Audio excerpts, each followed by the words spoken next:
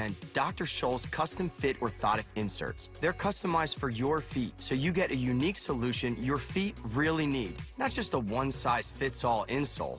They're clinically proven to provide pain relief for achy feet, knees, lower back, plantar fasciitis, and heels. Take the Dr. Scholl's custom-fit orthotics assessment in Walmart today, now in the foot care aisle.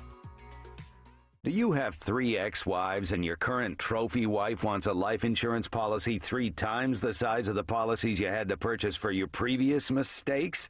If so, you need to call Big Lou at Term Provider, 800-700-6898. Big Lou is intimately familiar with your problems, and if you're 50 or 60 years old and in reasonably good health, a $1 million policy should only cost about $100 to $200 per month. Big Lou may have a solution for your previous policies as well. You may even save enough money to lighten the load on your new $1 million policy. Remember, call Big Lou. He's like you, except he's only on number 2. Call Term Provider at 800-700-6898. That's 800-700-6898 for $1 million in term life insurance that you can live with. Call Big Lou at 800-700-6898. 800-700-6898. AM radio provides always-on news, sports, talk, traffic, and weather reports. It also delivers vital emergency information when your community needs it most. A new bill in Congress would ensure AM radio stays in your car, because when cell and internet services are down, this free emergency service is critical. Text AM to 52886 and tell Congress to support the AM Radio for Every Vehicle Act.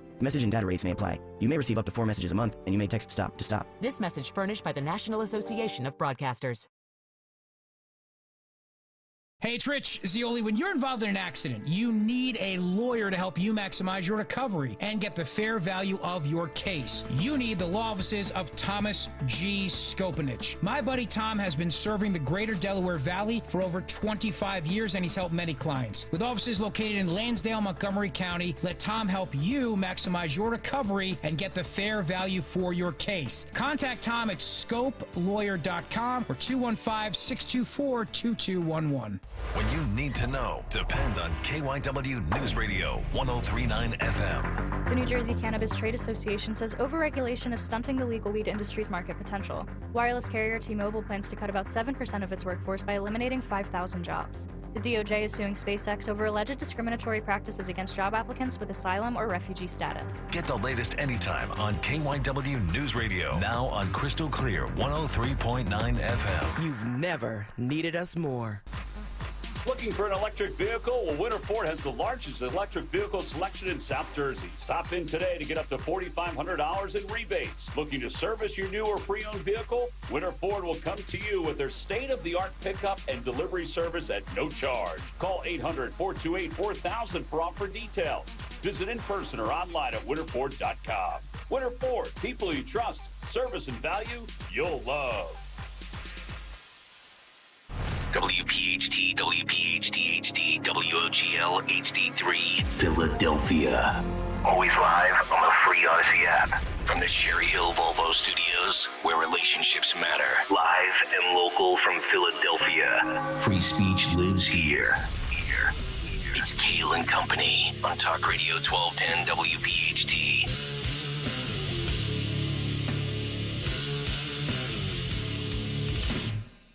And away we go, live on this Friday, August 25th. It is indeed Kayal and Company here on Talk Radio 1210 WPHT. We are always live on the free Odyssey app and streaming live for your video viewing pleasure on YouTube as we head until 10 o'clock this morning. 855-839-1210, the phone number, Twitter and Instagram, the radio station at 1210 WPHT. I am at Nick Kayal. Kayal. Dawn Stensland with the news. Greg Stocker is the chairman of the board. Daniel Valdez, Anthony Dorenzo, our associate producers. Action-packed Friday show, and we got a lot to get to. Dawn, good morning. How are you? Good morning. Happy Friday. Happy Friday to you as well. Gregory. Mugshot Friday, baby. Show him if you got him. Show him if you got him. Wow. Don't call it a comeback. That is a badass mugshot. I know. It's like the best mugshot I've ever seen. It was so good that Donald Trump said, you know what, for the first time since January 8th, 2021, I'm coming back to Twitter. Some are saying it's right up there with Michael Jordan ditching the number 45 and going back to the 23. Thug life, baby. Thug Just life. saying. Just saying. He's already sent out it in an email for, like, campaign purposes. Yep. Fundraising. Yes, indeed. It's amazing. And we've got ratings to get to from a network that was supposed to be dead. It did just A-okay. Oh, imagine that. On Wednesday night. Stalker take a bow. Imagine that. Nobody's going to watch Fox anymore. Okay. All right. All right, cool. We got it. Cool story, bro. Yep. Believe everything you see on Twitter. A lot of the pundits saying DeSantis had a big night 2 nights ago. I guess everybody's just making comebacks now. Yeah. DeSantis, Fox, Trump, Twitter, you name it. Everybody's making a comeback. But we got a lot of good stuff to get to this morning. We'll have some fun as well. Final show before we get to the Labor Day break. And we've got a good big take coming up from last night with Donald Trump in primetime in Fulton County as he surrenders. And then the most famous mugshot probably in the history of civilization has been released. Has there been T-shirts, hats, and mugs made up yet? Not yet.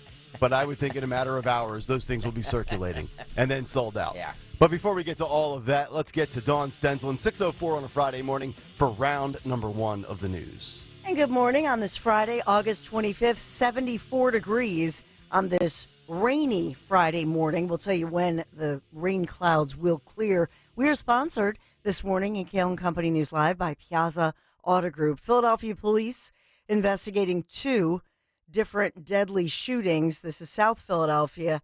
Authorities are working to figure out if maybe there is a connection between these 2 shootings. The first one on the 300 block of Montrose Street, 5:30 last night. So it was not dark. It was not late at night. It was 5:30 in the 5:30 dinner time in the city's Queen Village neighborhood. Officials say a 19-year-old young man was shot multiple times in his legs, torso, and head, transported to Jefferson University Hospital, where he was later pronounced dead. Now, another 19-year-old was also shot and injured in that incident. And as well, 4 cars, 5 homes in total were struck by stray bullets during these shootings. So as you can imagine, neighbors very shaken up by this recent show of guns on the streets. It's still broad daylight, people having dinner, cooking out, getting ready for dinner. And this is going on in South Philadelphia in the city's Queen Village neighborhood. We don't have a motive. We don't have suspects. We don't have arrests. Nobody's talking about whether this may be gang or drug related. We don't know. No answers. It's almost remarkable. I sit here as you give this every morning and you hear teenagers, 19, yeah, granted, technically an adult. You're just numb to it at this point. It's like, it's just background music to me now. It's just static and noise. Like, what do you say anymore at this point? Yeah. It's sadly. It is really sad. And in New Jersey, we've been talking about this for years, debating whether or not there is a Central Jersey. Yeah. Is there a Central Jersey, right? I sense a 2-minute video post on social media later today. Yep. So it has been a long debate. Now, Governor Phil Murphy hopes to put this debate to rest. He signed legislation yesterday officially making New Jersey as a central region, central New Jersey. So it's official. So it's over. Like if the man who basically runs the state has declared it exists, it's a thing. Listen, mister, if Governor Phil Murphy says there's a central New Jersey, then there is. Can't figure out the beaches or windmills, but we have declared that Central Jersey does exist. Okay. What does this mean now? It exists. Now what? Well, from now on, are you listening? Because I'm imitating Rich Zioli, imitating Governor Phil Murphy, because Zioli's a Jersey resident. But seriously, it's North Jersey ending south at the Raritan River. Central Jersey is made up of Hunterdon, Mercer, Middlesex, and Somerset counties. Okay. So there's a middle. Well, I mean, yeah, so it's a 4-county middle. That's a sizable middle. That is a huge middle. Hey, that's like getting the Eagles -3 and then betting them again at -1. You got a 2-point middle. Well, if you look at the map, there's the North Jersey, you've got your top, you've got a pretty big middle, but definitely, you talked about big bottom girls, I guess, being Fat bottom girls, yeah. But fat bottom girls, big bottom. This is a fat bottom girl right here. So if you have South Jersey's bigger. A big middle would mean that the state is very reminiscent of its former governor, Chris Christie. It's got a big middle. See? Nick Kayal has it all figured out. Yeah, it's not hard. So where would Warren County be? Is that South Jersey or Warren County, all the way up towards Phillipsburg? Yeah, it's like Phillipsburg, Belvedere. That would be northwest. Yes. So, northwest New Jersey. Yeah, Warren is still north. Yeah. Okay. All right. And then Monmouth is the beginning of, Monmouth would be the beginning of South Jersey. Yeah. And the heart Monmouth of and it, Ocean. What are we talking? Morrisville, Yardley adjacent? Oh, as far as Central? Over there. Okay. Yeah. Yeah. Is that Central? Like where? What's that? What's that over the bridge there in New Hope? Yeah, that place. You know what I'm talking about. Yeah. Come on. You know, go. You know the thing. Yeah. Come on. Right in the middle. Right in the heart of the big middle. So you're talking about bordering Bucks County. Yeah. Is that what you mean? Yeah. Okay. That New Jersey that borders Bucks County. What a state. So it's bordering the Pennsylvania side, on the southernmost, Salem, then Gloucester, Camden, Burlington. Okay. And then the middle, Right. so your new central is bordering Pennsylvania, Mercer, and Hunterdon. Okay. So confusing. Yeah. Right? Just think about it like Chris Christie, folks. As the chimes blow in the breeze. I know that. I think that was my phone. What the heck? That's all Buddy Boy giving us a comment. Yeah, Buddy's because he's texting listening you. on the Odyssey app on the big speaker. So we have that going on. Of course, we're going to talk about the mug shot that will live in infamy. This is like the second time you've made these mistakes, my love. Sorry. My Lord. Is this psychological, perhaps? Mug shot. You're letting your bias show, Dawn. Shot. And so, yes, fundraising efforts. And we will, moving forward, we'll have to talk about back-to-school scams. People are talking about that, so beware of scams, but there are many deals. And we also have an update from Hawaii as Maui County now is suing the local electric companies following those deadly wildfires. We had talked about this. So we want to update that as they still search. The death toll is still at 115 as they presume hundreds of others are dead. Those searches are continuing. There are some warnings as well that SEPTA is going to change some regional rail schedules starting on Sunday. And we know that today even there are some schedules that are going to a holiday schedule because remember, they're still retraining a lot of individuals. So we'll detail those moving forward. Well, apparently they're retraining the individuals here at Odyssey World headquarters because Anthony DiRenzo has just sent us a text from our group text saying the unthinkable has happened. 1210 WPHT is airing right now in the hallways in the office. What? Of course it's on a Friday when nobody's here. That's probably why they're doing it. When I said mug shot. Yes. So if you're walking around Odyssey corporate offices right now, you're not hearing music or traffic and weather. You're hearing us talk about mug shots. Yes, thank you, old man Dudley. Lambertville, New Jersey is there you over go. The bridge there in New Hope. Eagles, we lost to the Colts 27-13 in the final preseason game of the season. Winless preseason. Are you concerned? 215-592-9494. You're going to get in trouble just for saying that. I am. Yeah, 90, I think this week or the week coming up, they have to whittle down that roster, right? They do. Trim off a lot of the dead weight. From 90 to what, 52? 53. 53. Yes, sir. Yeah. So dreams made and dreams shattered, right? Correct. We are talking about the NBC 10 First Alert forecast. Warm and humid.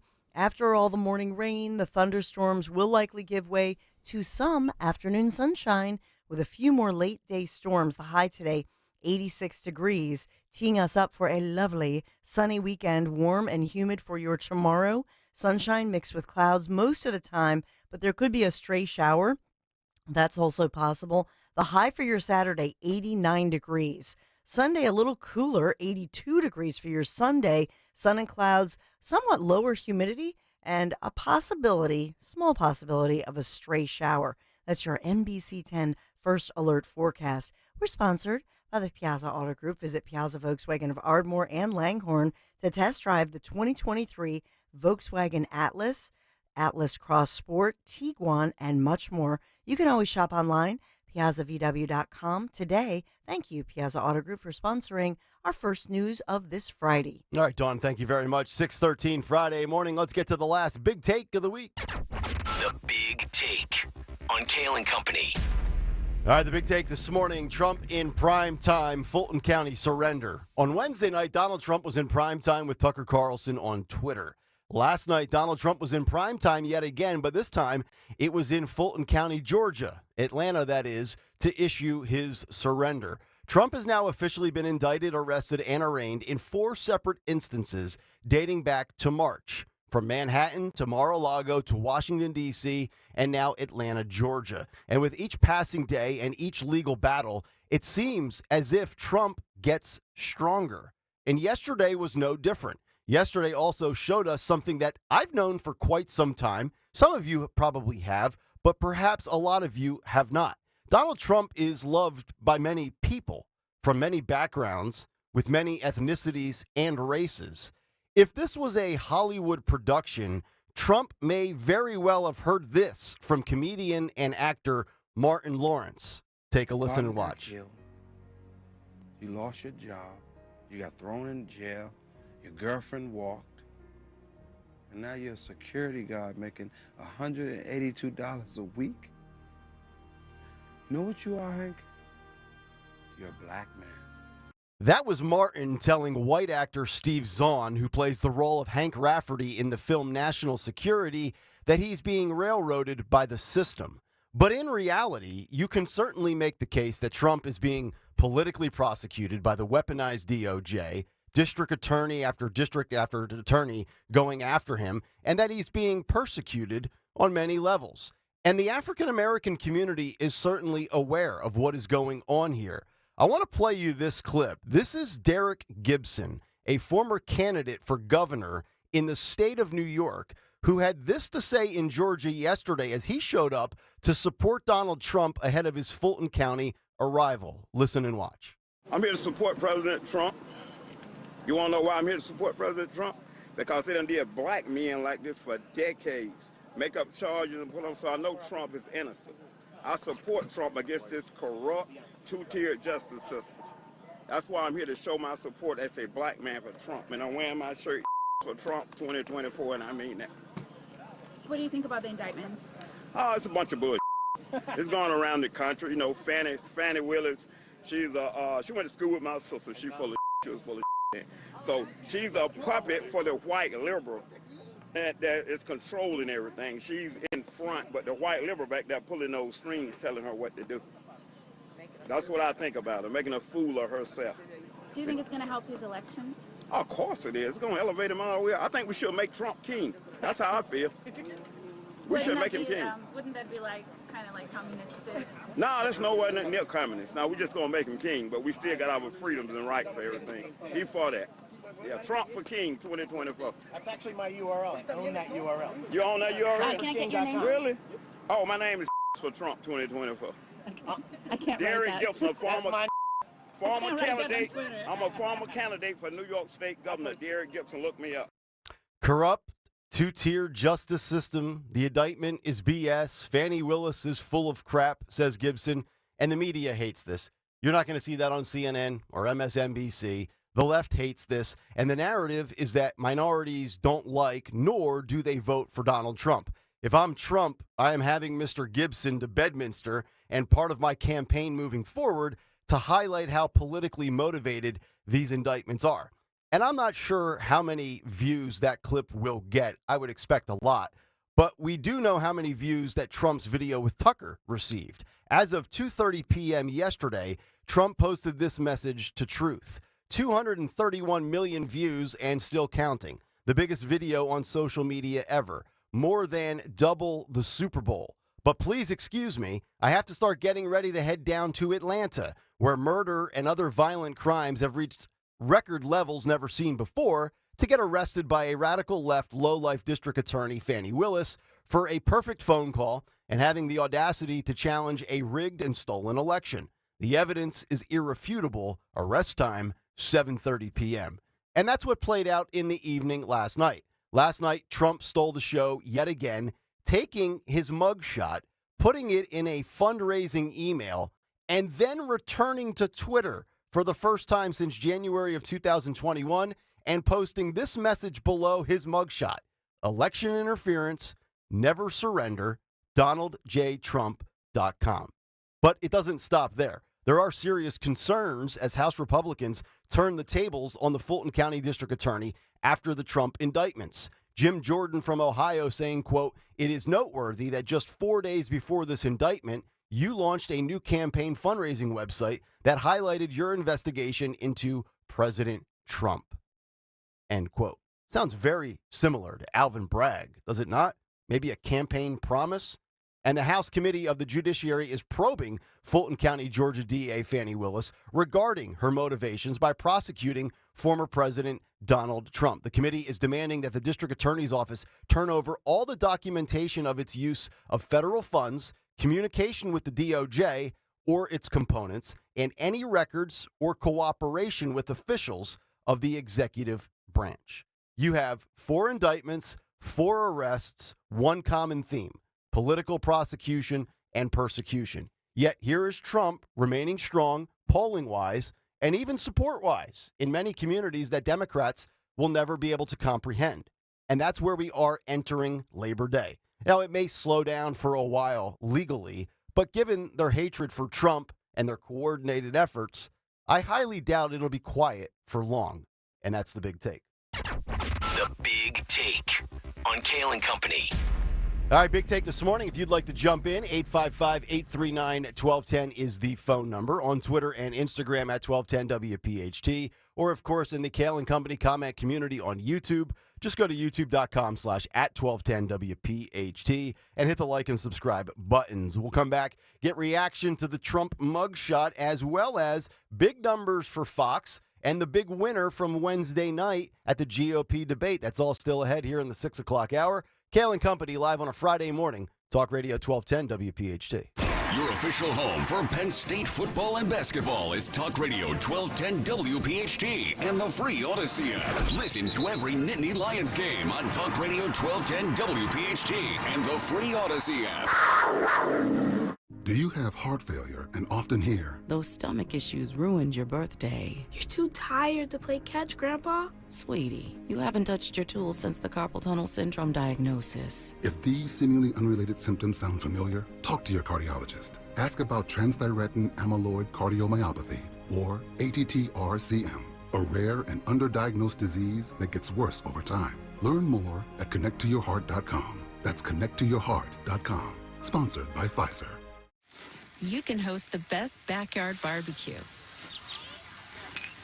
You find a professional on Angie to make your backyard the best around. Connect with skilled professionals to get all your home projects done well.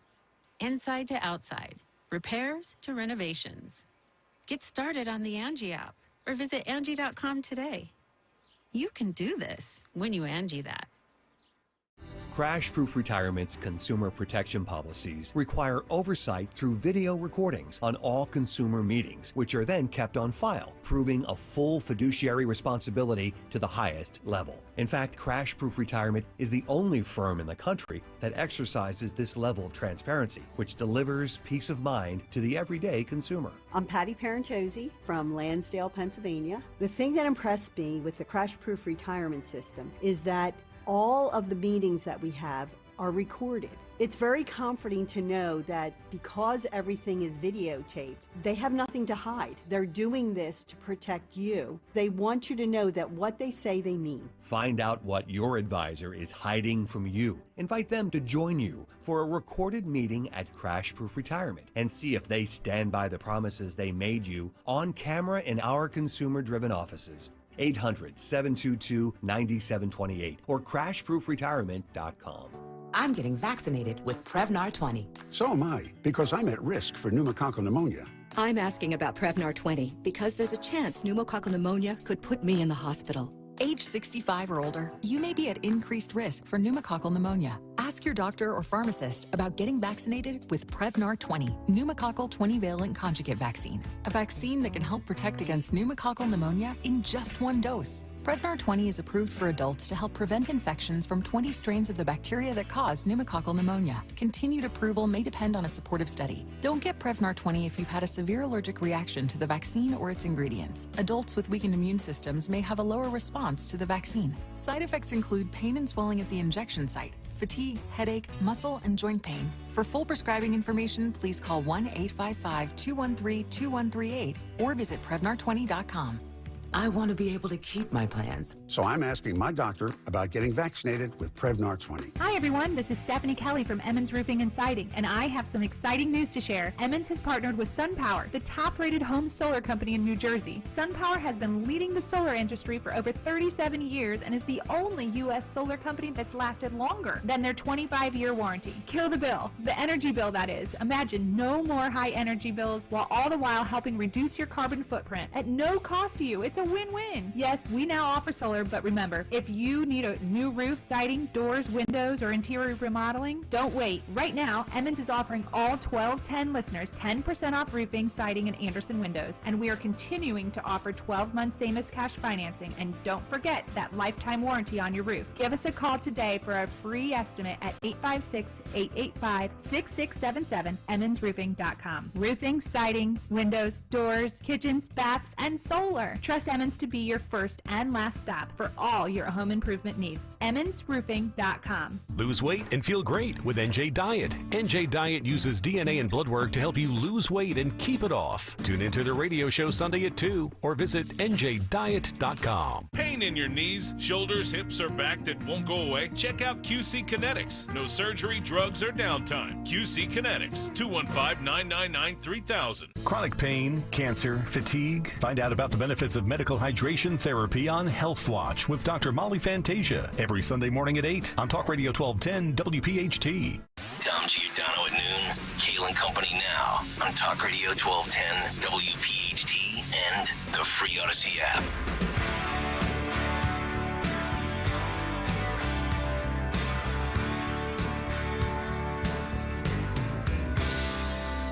Driving home this evening, could have sworn we had it all worked out. We do have it all worked out. Kayal and Company, 6:25 Friday morning. Hopefully all of you off to a great start to your work day. If you haven't already mailed it in for a long weekend, 855-839-1210 is the number. Social media at 1210 WPHT. I would expect some of you, if not a lot of you, to change your Twitter or Instagram profile pictures from whatever you have up there to the mugshot of Donald Trump, which I think will be the most circulated picture online or on social media for the year of 2023. I think that's a pretty safe bet if you want to take that to the bank, along with the Eagles winning the NFC East. Nick, Dawn, and Greg as we roll till 10 o'clock this morning, and you can jump in a variety of different ways. So, Dawn, I want to get your thoughts on this. Last night, I actually saw none of it live. I was not feeling well yesterday. I was in bed at 7:45 last night. I'm like, I've seen all the Trump indictments. I've seen all the motorcades. I know what CNN's going to do. I know what MSNBC will do. So I'm waking up this morning and seeing all of this for the first time. And the highlight for me is the fact that Trump is back on Twitter, making his first post since January of 2021. But your thoughts as to what played out last night, what you saw, and what you make of everything. I had hoped they would not do the mugshot. I still think that once we cross this line, it's you never go back. It's true. And so in the past with politics, I just think anytime something happens and we say, we've never done this before, this is historic. We've never seen this before. And it drags in Secret Service, too. They have to go into this county jail and to have these charges like this. To me, I just think this opens up a whole Pandora's box. And we know that these career politicians, they are so vindictive. Of course. So just wait, because this doesn't end. But you would think, and we always say this, especially about the Democrats, that they're diabolical and they're not as dumb as they seem. Are they unaware that this is a rallying? You talk about a uniting effort, and we always say, and you say this specifically, Democrats always rally behind their guy eventually.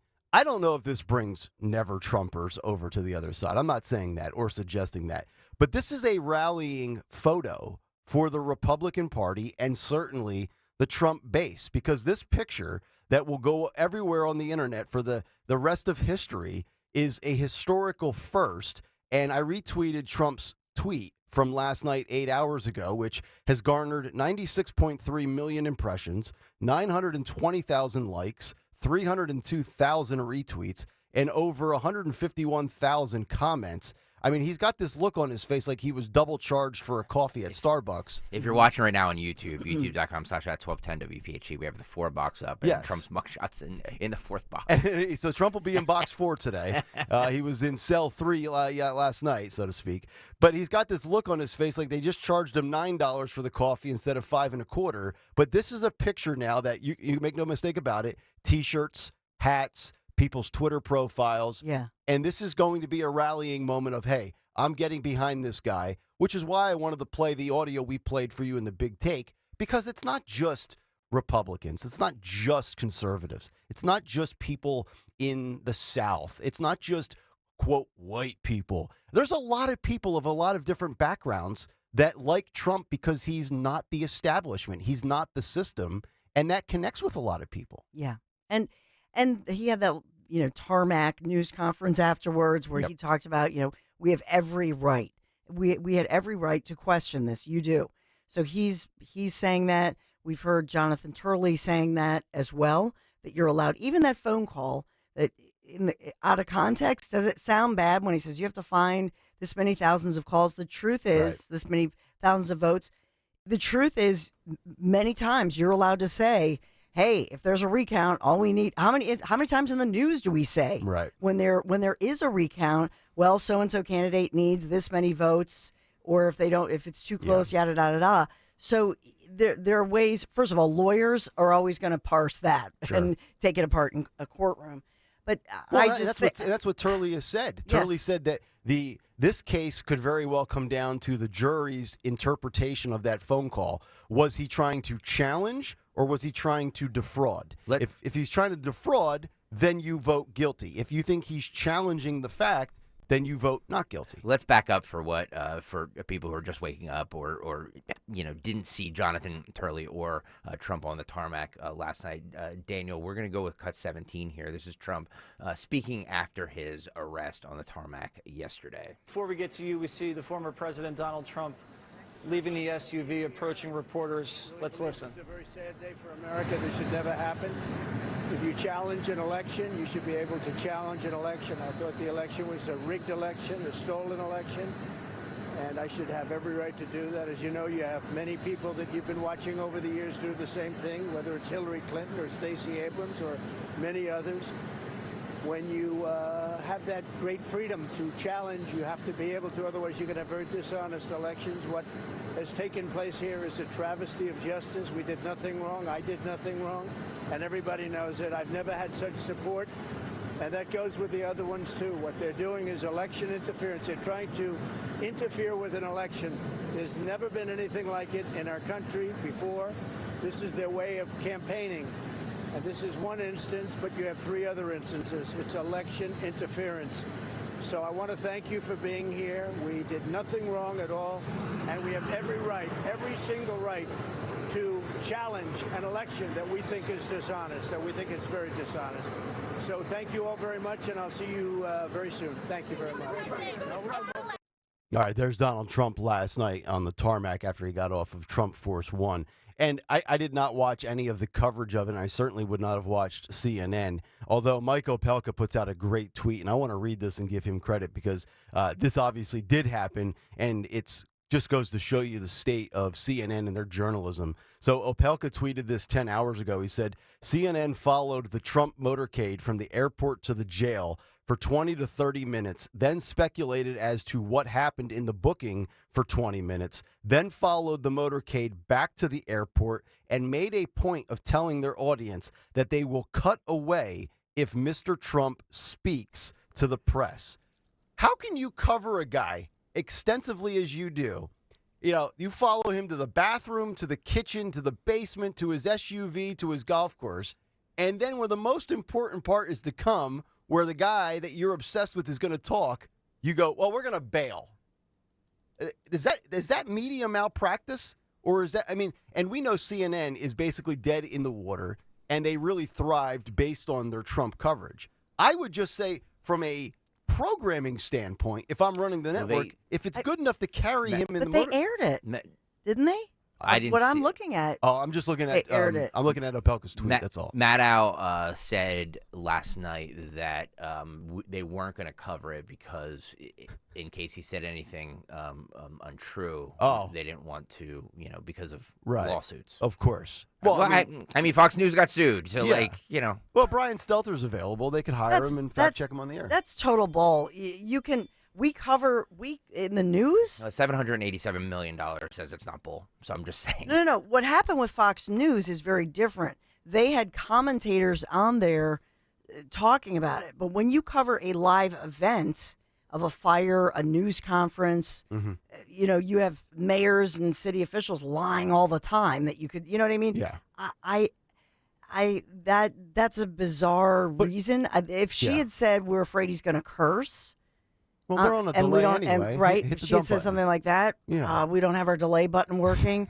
that is nonsensical. But think about the irony of this. We're going to sit here and say we will not carry a presidential candidate, the former president, in fear of him saying something not true. Yet they aired Stacey Abrams. They air Hillary Clinton saying elections were stolen. So basically what you have here is CNN and MSNBC say it's okay for a Democrat and a female to say something was stolen, but a Republican male cannot say that because it's, quote, not true. So we're then, as a journalist, as a media platform, you are totally slapping journalism in the face. You can't pick and choose which stolen carries more damage to it. If I say you stole my candy bar and somebody else says I stole that candy bar, no matter how you interpret it, somebody stole a candy bar. You don't get to pick and choose which connotation of stolen. I don't even know if I used that correctly, connotation. Twitter will check me. But, come on. Just show the guy. You're infatuated with him. But then the bizarre piece of what they did was that they did air it. They just didn't air it live. Oh. But they did air it's the. so dangerous. Well, it's not.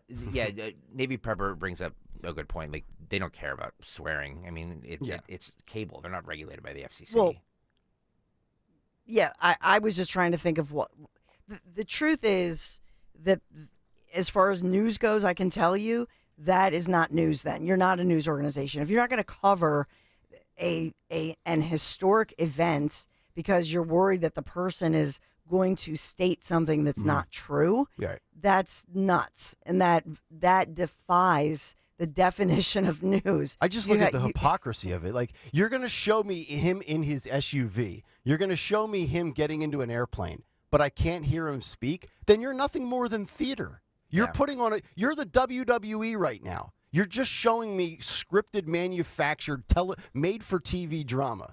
But understand that in a news person's mind, in a journalism school, you're allowed to follow him. That's news. It's historic. So when you start to say that, well, that's fair game. They know the motorcade is there. You can follow it in.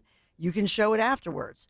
But if you omit a news event that is making American history, and you say you're not going to carry it live because you think that the individual, the subject, whoever it is, the subject you think is going to say a mistruth, are you kidding me? Maybe Trump has to pay to be carried when he speaks. Maybe Trump has to pay the networks, like Vivek was claiming that Newsmax was going to charge him for better coverage. It's bizarre.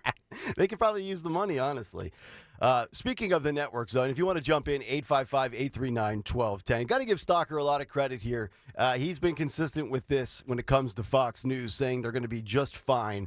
And once again, Twitter shows that Twitter is not real life because on my poll question on Wednesday, I gave you 4 options. How will you consume the GOP debates and Trump tonight? And I said, are you only going to watch Fox and the GOP? Are you only going to watch Trump and Tucker? Are you going to consume both or neither? And the lowest vote total was for Fox and GOP only. And once again, Twitter is not real life. Nope. I might actually retire. Now that Trump is back, I think I can retire from Twitter. I think the audience would probably take that as a trade-off. And you would as well, probably. Yeah.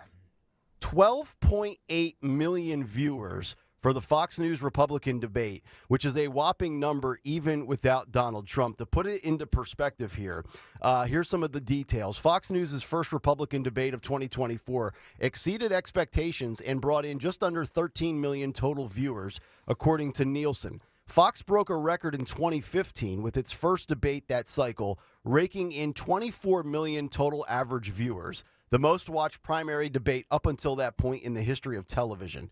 The 12 debates of 2016 averaged around 15 million viewers. I want to make sure I get that right again. 15 million viewers, with the January 28th debate, which Trump boycotted, having brought in 12.5 million. In the years since 2015, the industry has contracted with the rise of streaming services and so-called cord cutters. But in the key demo, 25 to 54, the debate hosted by Brett Baer and Martha McCallum brought in 2.82 million total viewers. And for a total viewership, when you combined Fox, Fox Business Network, Digital, and Fox Nation, the total viewership was 13 million, making it the highest-rated non-sports cable telecast of 2023 and topping more than 70% of all primary debates in the last 2 cycles, which would include 2016 and 2020.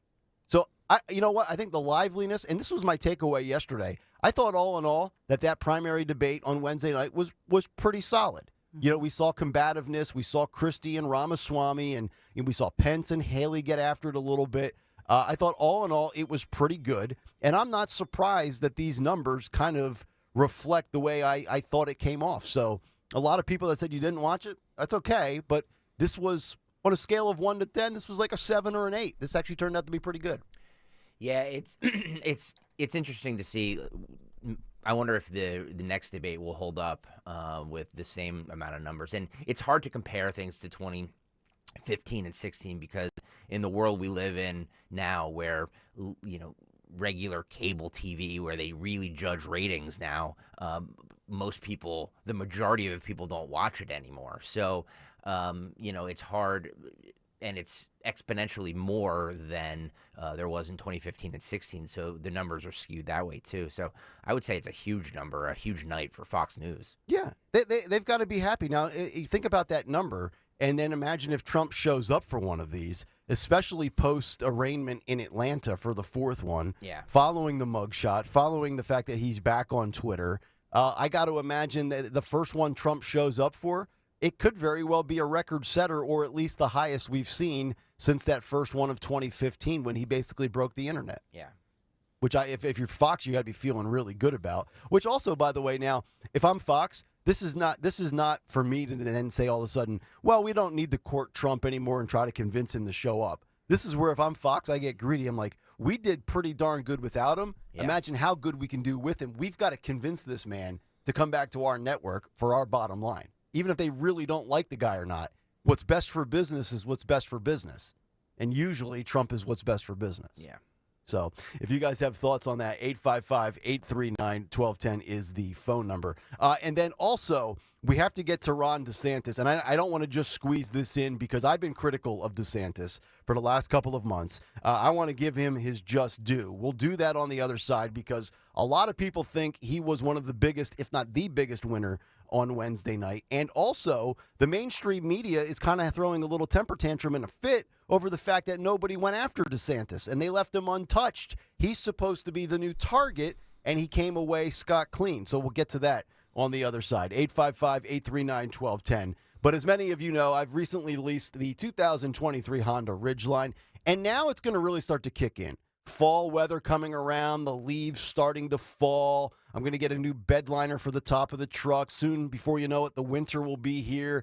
And that's where the truck is going to do its best work, its most damage, because it's actually an incredibly powerful truck considering it is only a 6-cylinder truck. So all the minivan people out there mocking me, we see this bad boy plowing through the snow. But if you want to get involved, there's still a great chance for you to take advantage of 0.9% APR financing if you want to check out Piazza Honda. I got my truck at the Springfield location. You can get yours or any of their other models in Philadelphia, Langhorne, Pottstown, or Reading. And those models include the Honda Civic, the Accord, CR-V, Pilot, and more. The Piazza Auto Group, 17 brands, 35 locations, my go-to for all things automotive. Check them out online today for new or certified pre-owned vehicles, piazzaautogroup.com. This is Larry Steinhaus of Investor Schooling. I am so proud to announce the continuing success of our students at Investor Schooling. You already know that at Investor Schooling, we teach real estate investing and stock options. Did you also know that we teach things about tax savings, estate planning, and business coaching as well? We teach things about money I bet you never knew. At Investor Schooling, we teach from the perspective of true experience. If you want to see what our students think about Investor Schooling, please check out the over 160 5-star Google reviews. To find out more about how you can change your financial life, go to investorschooling.com or call 866-424-2829. That's 866-424-2829, and you can attend a complimentary class this Thursday at 7 p.m. Attend that class and see for yourself what Investor Schooling is all about. Go to investorschooling.com or call 866-424-2829. That's 866-424-2829. We can't wait to see you this Thursday. It was the day we all feared. The stock market went down and then kept going. 2008, when the markets lost over 50% of their value. But that was over a decade ago. Today, it's not so painful. Jim Cipriotti at Retire Ready Financial Group calls that financial amnesia. When you forget the pain of losing half your savings, and more importantly, ignore the fact that it can happen again. A complimentary consultation from Retire Ready Financial Group can show you where you stand now before the next market pullback. You're much closer to retirement than you were in 2008. Don't let it happen again. Call Jim Cipriotti at 610-894-7415 for a complimentary consultation. That's 610-894-7415 or online at retirereadyfg.com. You can forget where you put your keys, your glasses, or even your car. Don't forget to protect your retirement. Investment advisory services offered through Retire Ready Wealth Management, a registered investment advisor. Insurance and annuities offered through James V. Cipriotti, NPN number 2083768. Calling on Sewell, New Jersey to follow 1210 WPHT on the free Odyssey app. Download it now.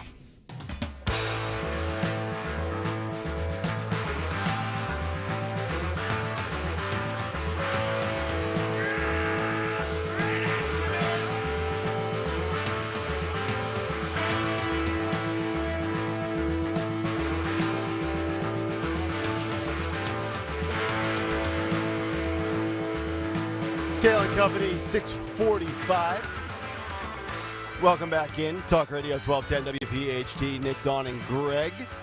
855-839-1210 is how you climb aboard. You can watch us on YouTube, as many of you love to do. Stream us for free and live on the Odyssey app. And also be a part of the show on Twitter at 1210 WPHT. Coming up, hour number 2. Good Morning America, the latest mainstream media outlet and show to make a claim of racism in the world of music. We will get to that. And we've been telling you, get ready for all the COVID hysteria, all the masks, the mandates, all of that stuff coming back. A school closure, and we haven't even made it to Labor Day yet in the world of COVID. We'll get to that story, as well as how the media was once again wrong with all the fear from the wildfires as we work our way towards what's on the cut sheet, which is coming up at 7:45 this morning. But kind of putting a bow, this has been a very busy week. Definitely not one of those slow summer weeks in August as we work our way towards Labor Day weekend. Of course, you had the debate on Wednesday night. You had Trump returning with Tucker on Twitter Wednesday night. Trump gets arrested, arraigned yesterday, mugshot released. Trump returns to Twitter last night, but also a big week for the other people in the primary, including Ron DeSantis. And I got to give DeSantis a lot of credit because, you know, I've been banging on him for the last couple of months. He's left me unsatisfied in many regards with the way he's won about his campaign. You know, he abandoned kind of the woke verbiage, and now it's this decline is a choice. It's not an option phrase, which feels like another campaign slogan that I don't love. But I did think he came off really good on Wednesday night, and many people are talking about it. And it goes from the New York Post to NBC News. New York Post headline, Ron DeSantis was the winner of the first 2024 Republican debate, the man best suited to unseat Trump.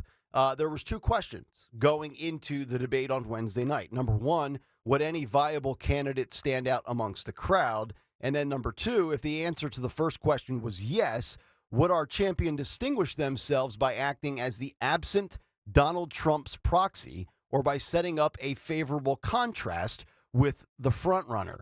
And the New York Post says it came basically down to five candidates on Wednesday night: DeSantis, Pence, Scott, Haley, and Ramaswamy to answer those questions. And the resounding yes, according to the New York Post, was Ron DeSantis. And he didn't go for the kill on Wednesday, which apparently, according to the New York Post, demonstrated a willingness and an ability to take on Trump.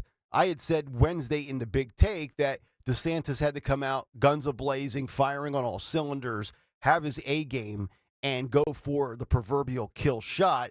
And I think he went for that in many regards on Wednesday, except for the fact that he did not go after really Donald Trump. But NBC News is making the case now that Ron DeSantis emerged unscathed and untouched because no one bothered to attack him on Wednesday night. And I find that interesting, especially coming from the mainstream media like NBC News, because we know what the mainstream media has been about ever since DeSantis kind of emerged and became a possibility, and then officially making his launch for the presidential aspirations that he has. They've gone after him. Politico's gone after him, his approach to schooling, the curriculum, his battle with Disney, the way he goes about his business as a conservative. The mainstream media said, you know what, we're going to go after him. We're going to go after his wife, Casey. We're going to go after that family and that governor almost to the same extent as we would Donald Trump. Now, nobody is ever going to get the Trump treatment again. And primarily, I think, and this is just fact, because DeSantis is a career politician. He's not an outsider. But other than that, he's going to get the pitchforks. And I just find it laughable because if you're the mainstream media and you're NBC News and you're on your platform and your network and you're saying these candidates need to cut through against Donald Trump and show America why, if you're going to vote Republican, this is who you should vote for and this is how it should happen and this is why it should happen on policy, this, that, or the other thing. But it's almost like the media now is like, well, you know what? Forget what you actually really said, Vivek. Forget what you said, Mr. Christie or Haley or Pence. None of you went after Ron DeSantis, and you let Ron DeSantis, Mr.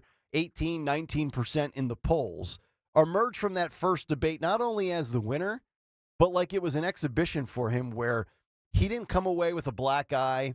He didn't have a bloody nose. He didn't have any scrapes.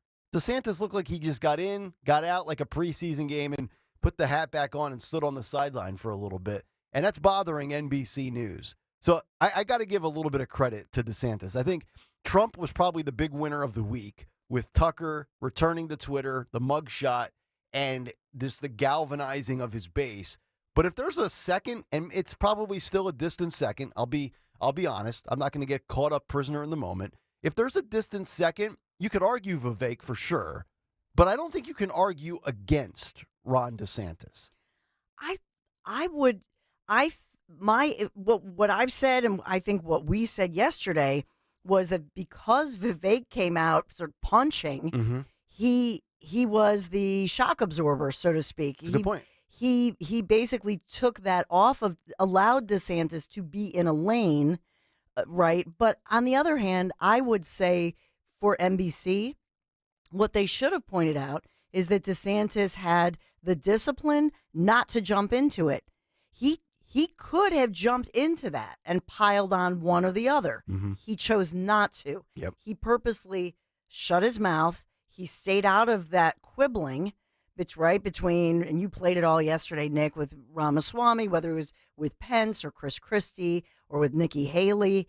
And I think the Nikki Haley one is the one that's airing that hurts Ramaswamy the most, because of, she says, clearly you don't have enough basically chops with regard to international, business, international relations, things like that.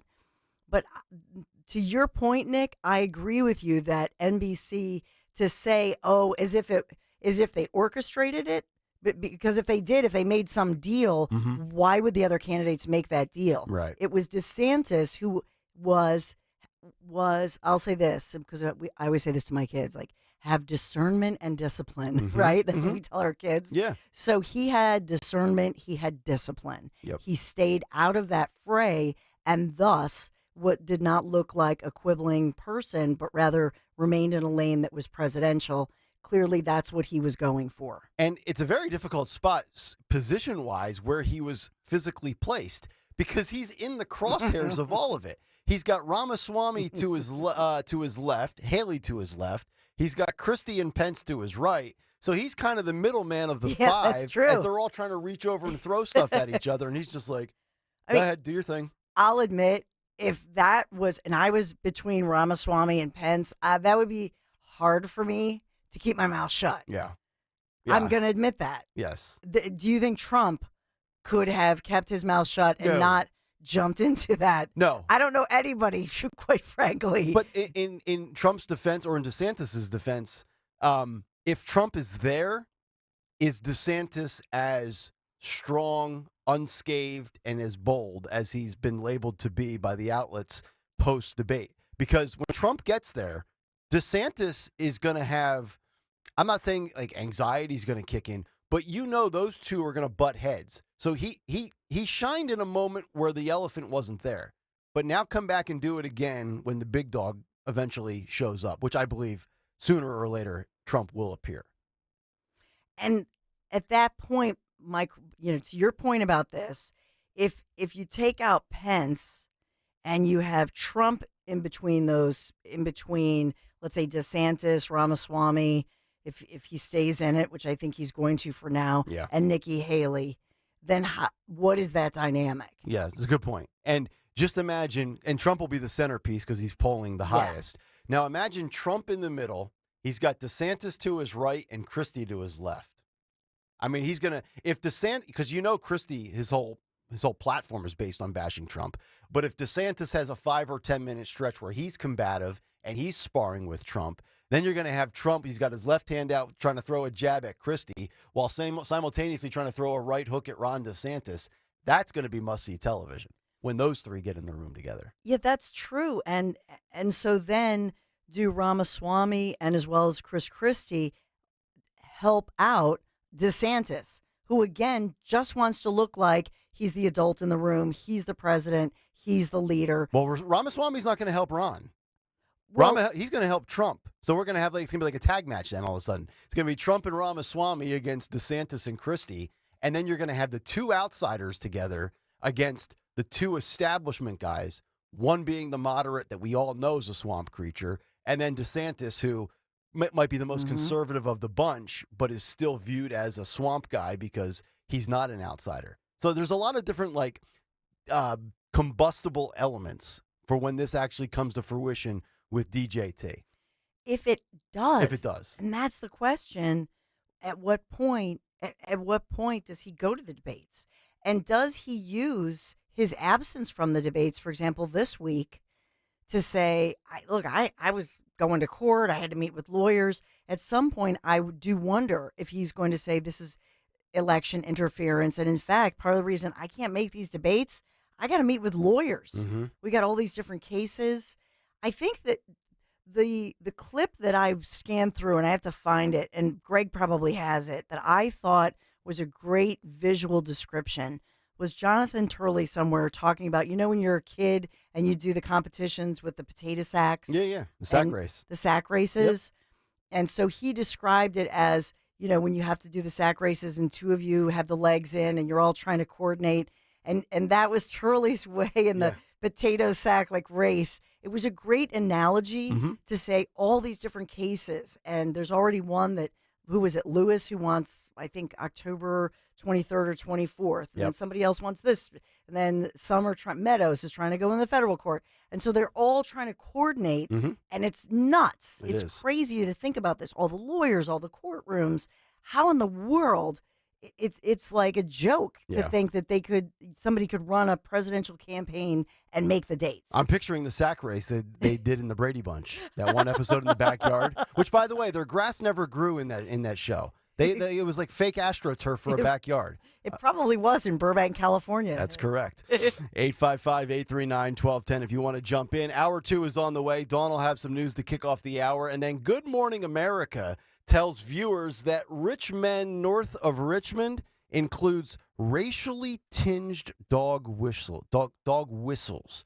We'll get to that on the other side as we kick off hour 2. Nick, Dawn, and Greg. It's Kayal and Company, live on a Friday on Talk Radio 1210 WPHT. In the Pennsylvania Army National Guard, get a head start on a career in exciting fields, including science, communications, engineering, and medicine, all while earning money for your education.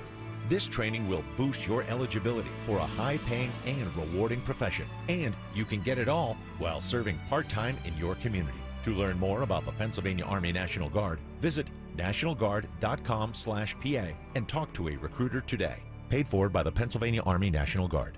See Joe Conklin with the City Rhythm Orchestra at the Miller Center in Reading, PA, and Springfield High School in Delaware County. Oh my goodness, it was absolutely wonderful. All the voices and the singing. I mean, he could just imitate anyone, any sound. Excellent. Oh my goodness, it was just too hilarious. Too hilarious. It's Conklin and City Rhythm at the Miller Center in Reading on Wednesday, October 18th, and at Springfield High School in Delaware County, Saturday, November 11th. For tickets, go to joeconklin.com. joeconklin.com. Do you have heart failure and often hear, "Those stomach issues ruined your birthday"? "You're too tired to play catch, Grandpa." Sweetie, you haven't touched your tools since the carpal tunnel syndrome diagnosis. If these seemingly unrelated symptoms sound familiar, talk to your cardiologist. Ask about transthyretin amyloid cardiomyopathy, or ATTR-CM, a rare and underdiagnosed disease that gets worse over time. Learn more at connecttoyourheart.com. That's connecttoyourheart.com. Sponsored by Pfizer. You can host the best backyard barbecue when you find a professional on Angie to make your backyard the best around. Connect with skilled professionals to get all your home projects done well. Inside to outside, repairs to renovations. Get started on the Angie app or visit Angie.com today. You can do this when you Angie that. WPHT, WPHT HD, WOGL HD3 Philadelphia. From the Cherry Hill Volvo Studios, where relationships matter. Always live on the free Odyssey app. 1877 Cars for Kids. KARS Cars for Kids. 1877 Cars for Kids. Donate your car today. Donate today at carsforkids.org. That's cars with a K. Your car can be picked up as soon as the next day. Receive a tax deduction and vacation voucher. 1877 Cars for Kids. Donate your car today. Now accepting donations of land, homes, buildings, or any kind of real estate. I'm getting vaccinated with Prevnar 20. So am I, because I'm at risk for pneumococcal pneumonia. I'm asking about Prevnar 20 because there's a chance pneumococcal pneumonia could put me in the hospital. Age 65 or older, you may be at increased risk for pneumococcal pneumonia. Ask your doctor or pharmacist about getting vaccinated with Prevnar 20, pneumococcal 20-valent conjugate vaccine, a vaccine that can help protect against pneumococcal pneumonia in just one dose. Prevnar 20 is approved for adults to help prevent infections from 20 strains of the bacteria that cause pneumococcal pneumonia. Continued approval may depend on a supportive study. Don't get Prevnar 20 if you've had a severe allergic reaction to the vaccine or its ingredients. Adults with weakened immune systems may have a lower response to the vaccine. Side effects include pain and swelling at the injection site, fatigue, headache, muscle, and joint pain. For full prescribing information, please call 1-855-213-2138 or visit Prevnar20.com. I want to be able to keep my plans. So I'm asking my doctor about getting vaccinated with Prevnar 20. The PBP, Voices of Baseball, is a podcast about the art and craft of play-by-play, and we're in the middle of an amazing season. Catch up on episodes with Joe Buck, Joe Davis, Pat Hughes, and more, and learn along with me, Matt Spiegel, how the job is done. It's not just home run Bryce Harper in the Phillies lead. To really do it justice, you got to widen the lens. What does this home run mean? The PBP, Voices of Baseball. I bring you the people who bring you the game. Listen on the Odyssey app or wherever you get your podcasts. Hi, this is Dom Giordano. You've heard me talk with you about my friend, board-certified prosthodontist, my dentist, Dr. Robert Bentz of Bentz Dental Group in East Norriton. Dr. Bentz is nationally, locally recognized as one of the area's top prosthodontists. I stopped in to see him, showed me his 3D printer. We've talked about this before, but they have incorporated it so much in their practice. It really helps him expand his patient solutions, specialize in new ways to help you achieve your oral goals, makes it so convenient. We've talked about in one sitting and all the rest of it, some of the stuff he can do. Now more than ever, too. Local dentists, they refer their patients to him for more complex cases. He loves to be a problem solver. Call Dr. Benz at 610-272-6949. Make that appointment today. He's my dentist, my good friend. He's at your service to get your dental health back on track. Call him with any questions or make an appointment. 610-272-6949. Don't let woke win. Follow 1210 WPHT on the free Odyssey app. Download it now.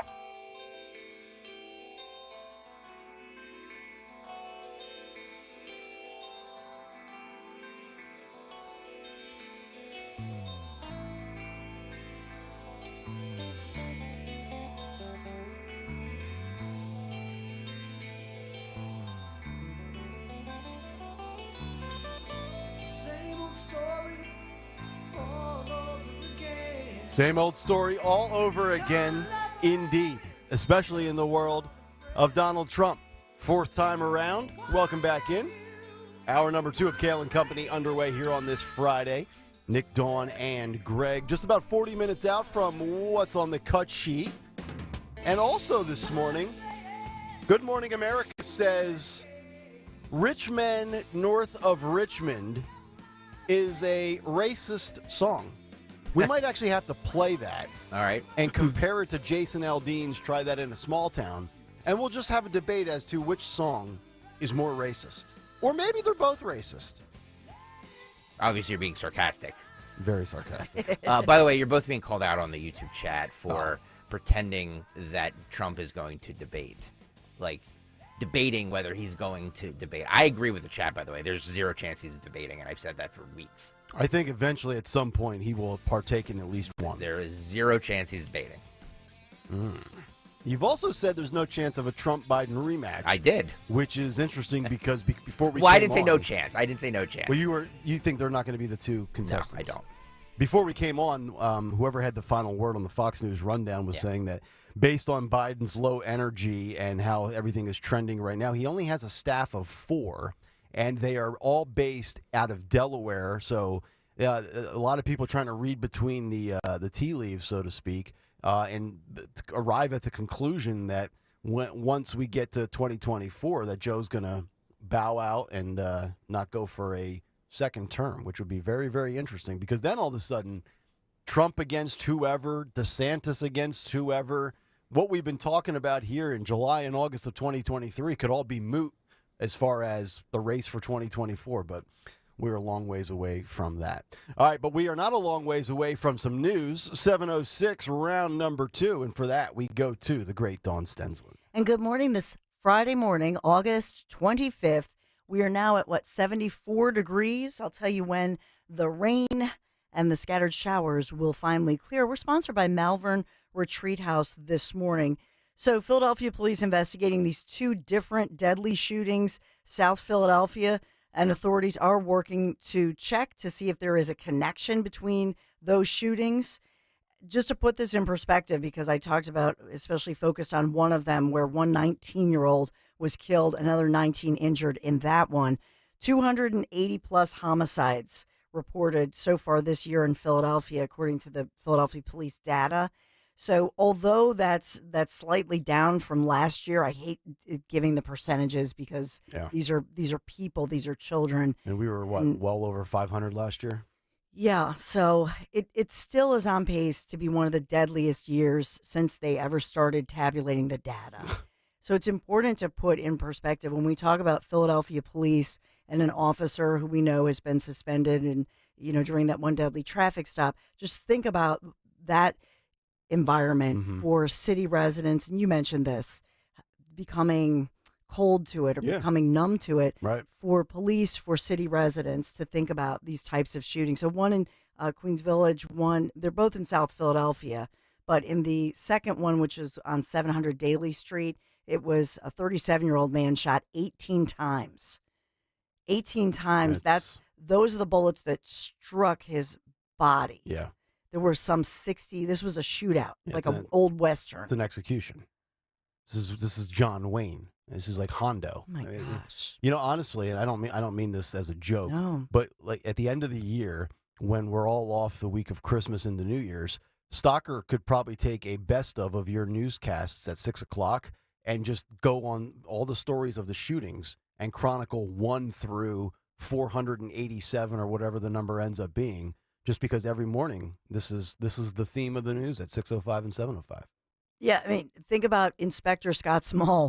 His wife probably thought, "Oh, honey, you're going to have the overnight shift, kind of quiet." I mean, he's recognized. He's, I'm not saying like Jalen Hurts, but I'm saying he's a widely recognized individual in Philadelphia because he's basically the one overnight every single morning you see him on with Keeley or any of the local shows because they're interviewing him about the search for suspects overnight. That must be a hell of a shift to have to work.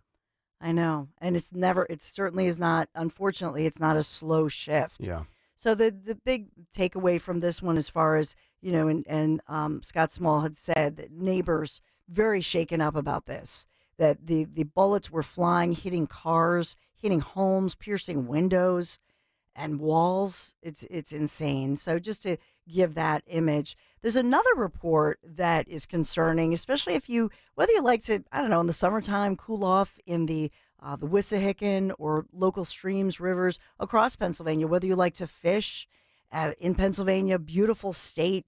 Now these forever chemicals have been found in 76% of our streams that were sampled. Cool. I know. And I saw this, I said, wow. So this is the U.S. Geological Survey, and they do this every year, and they send you, I know in Philadelphia, they send you this little postcard. You can go and look at your water, your drinking water quality. This one is not talking about, they were not testing drinking water. That's the good news here. Mm-hmm. But they're saying that in the waterways that they tested, those forever chemicals, so-called, these chemicals that sometimes can cause cancer, infertility, all kinds of problems, but they found these PFAs that we talk about, these polyfluoroalkyl substances, PFAs, according to this new study, and basically coming from nonstick cookware or firefighting foam, fast food boxes, that stain-resistant furniture, things of that nature. So our fresh water's not so fresh. Yeah, it's a concern. Yeah. And they've said that this can cause autoimmune problems, thyroid problems, all kinds of different issues. So they put that warning out. They want further studies. This is why I do the pool and the ocean. I do not go in streams, lakes, creeks, or rivers. You don't? No. Well, I did go into lakes when I lived in Nashville because that was the only water relief you would have. So we would go boating and pontooning. But for the most part, I would even stay out of that. I would just burn on the pontoon and drink. I would just say don't swallow the water. Right. Spit. Yeah. Spit it and shower after you swim anywhere. Yes. And for you talk about the pool. What about the chlorine? Unless it's a saltwater pool. No, it's chlorine. It's just chlorine. Yeah, so that's, got to shower afterwards, right? I know, you're right. We talked about the fact that we'll move forward as why New Jersey, why Phil Murphy held this big news conference, governor of New Jersey, holding this big news conference yesterday, talking about the creation of Central Jersey. And yes, Lambertville is a city now in Central New Jersey. So a Central New Jersey city, Lambertville, and in Hunterdon County. So Hunterdon County, that's so right by Bucks, you would be close to the belly button. Did he consult New Jersey. Zioli on this or no? I can't, well, Zioli's off. Okay. Otherwise, he would be playing the trumpets. Right. We should do a whole thing, but I'm sure he's losing his mind because everybody, I think, does joke about this, but there were people who would say Central New Jersey, and then you would be ripped for it. Yeah. But the question is why. Moving forward, we'll talk about that one. Other headlines, Maui County in Hawaii, obviously, suing the local electric companies, blaming them, saying that if they did what California does, which has a lot of wildfires, and had turned off the power to those power lines, that's, they believe, the cause of the wildfires. The electric companies are not publicly commenting other than saying we're awaiting the results of the investigation before we even address this. Yeah, anytime somebody says do what California does, I take that with a grain of salt. Just Well leave it at said. that. And of course, we're talking about the major headline. History is made in the United States of America as Donald Trump booked and his mugshot taken. That has gone viral, of course, is making international news as this is history in our country and so much reaction to it. Of course, we're going to have all of that for you. Let's get to the NBC 10 first alert forecast as we talk about the all-important, Friday forecast, as Greg Stocker says, warm and humid, morning rain and thunderstorms likely. Will give way, though, to some nice afternoon sunshine and a few more late-day storms. We have a high of 86 degrees today, but there's not a washout this afternoon. It looks like those passing quick showers or storms. Then the weekend, still warm and humid for your Saturday, sunshine mixed with some clouds, and that we could see a stray shower also slightly possible, and that's 89 degrees. Slight chance, I should say. And then Sunday, high of 82. So Saturday would be the better day. I don't know, swimming, beach day. Sunday, 82 degrees, and by far much lower humidity. Beautiful day with a mostly sunny day for you. That's the NBC 10 First Alert Forecast. And we are sponsored by Malvern Retreat House. Visit Malvern Retreat House, the nation's largest Catholic retreat house, located right in Chester County. Malvern Retreat House, hosting men's and women's retreats, couples retreats, spiritual direction, recovery retreats, much more. Retreat from the noise. Hear God's voice at malvernretreat.com. Kayal and Company News Live. All right, Dawn, thank you very much. Cut sheet coming up in just about 30 minutes, but it's been a while since we've talked about racism, probably at least 2 or 3 shows ago. So it's good to kind of round back to this, as Good Morning America is now the latest mainstream media network TV show to claim racism when it comes to music. We spent a little bit on the Jason Aldean song, Try That in a Small Town. And lately, Oliver Anthony has made a lot of noise, a lot of news, as he has risen to #1 on the Billboard Top 100, iTunes, Spotify, YouTube, you name it.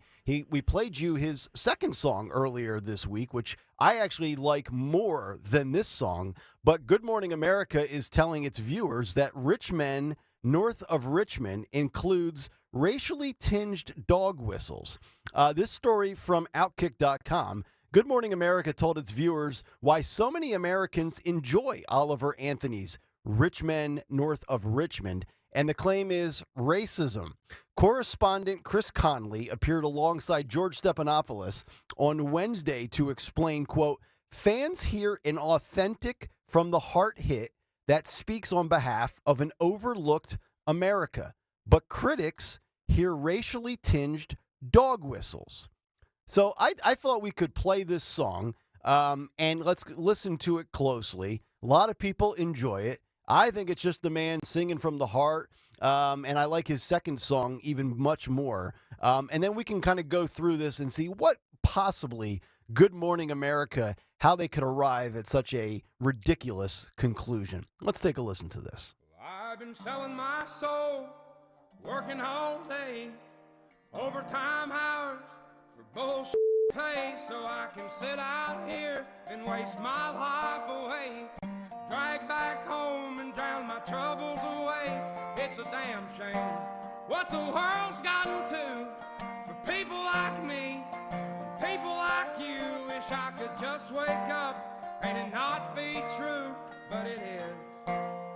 Oh, it is living in the new world with an whole soul.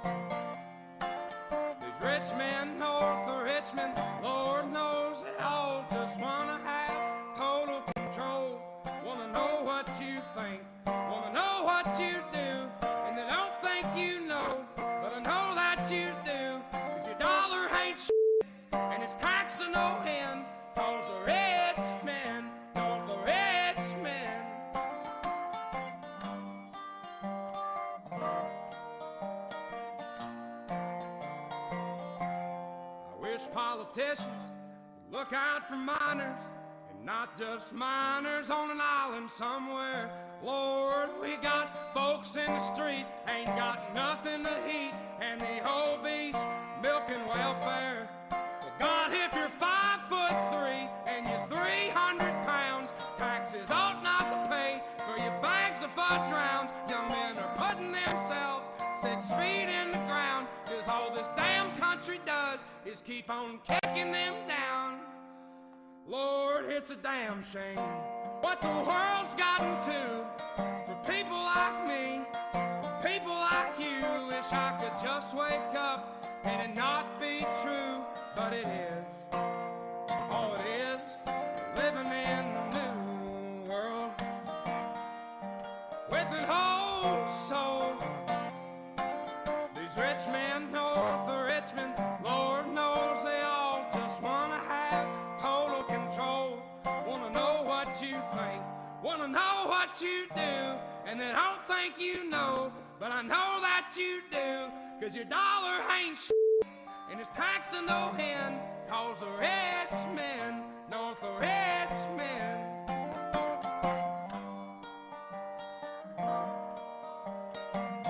All right, there you have it. Oliver Anthony's Rich Man North of Richmond. Now, on second thought, I actually like this song just as much as his new song is out. And I just wrote down 10 different bullet points from his lyrics. I think he's referring to Bidenomics. He wants to just go home and have a drink. He's standing up for the hardworking person. He's sick of the swamp. He's disgusted with the new world. He's an old soul. He's calling out the nonsense of how the establishment wants all the power and all the control. He wants us to focus on the homeless that can't eat in our country before we worry about the homeless and those who can't eat trying to flee other countries to come into our country.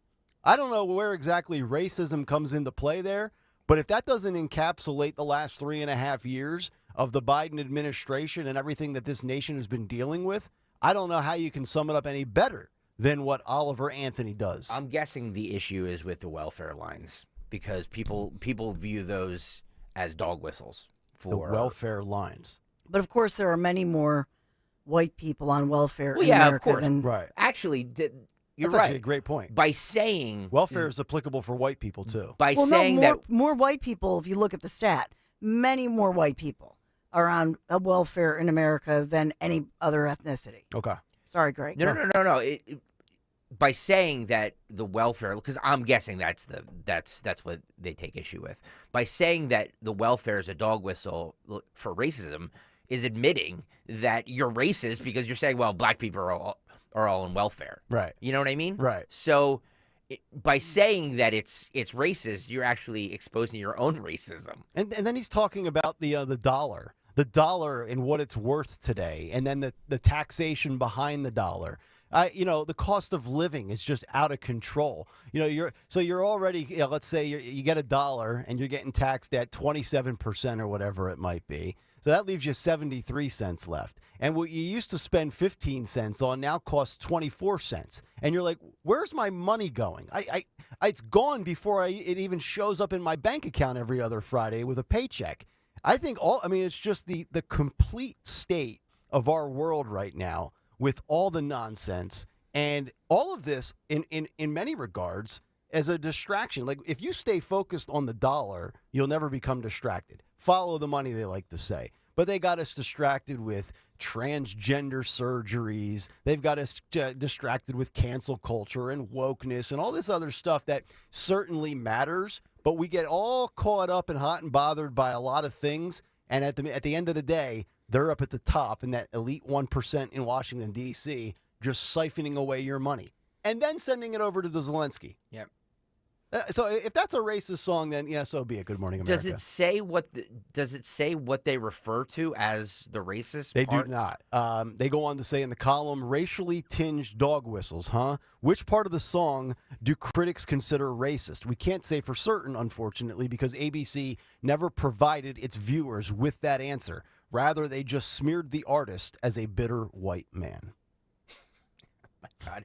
Like, are you serious? Was Bruce Springsteen a bitter? Well, He is. But was Bruce Springsteen a bitter white man when he was singing about, Darlington County and working on the highway and all that nonsense? That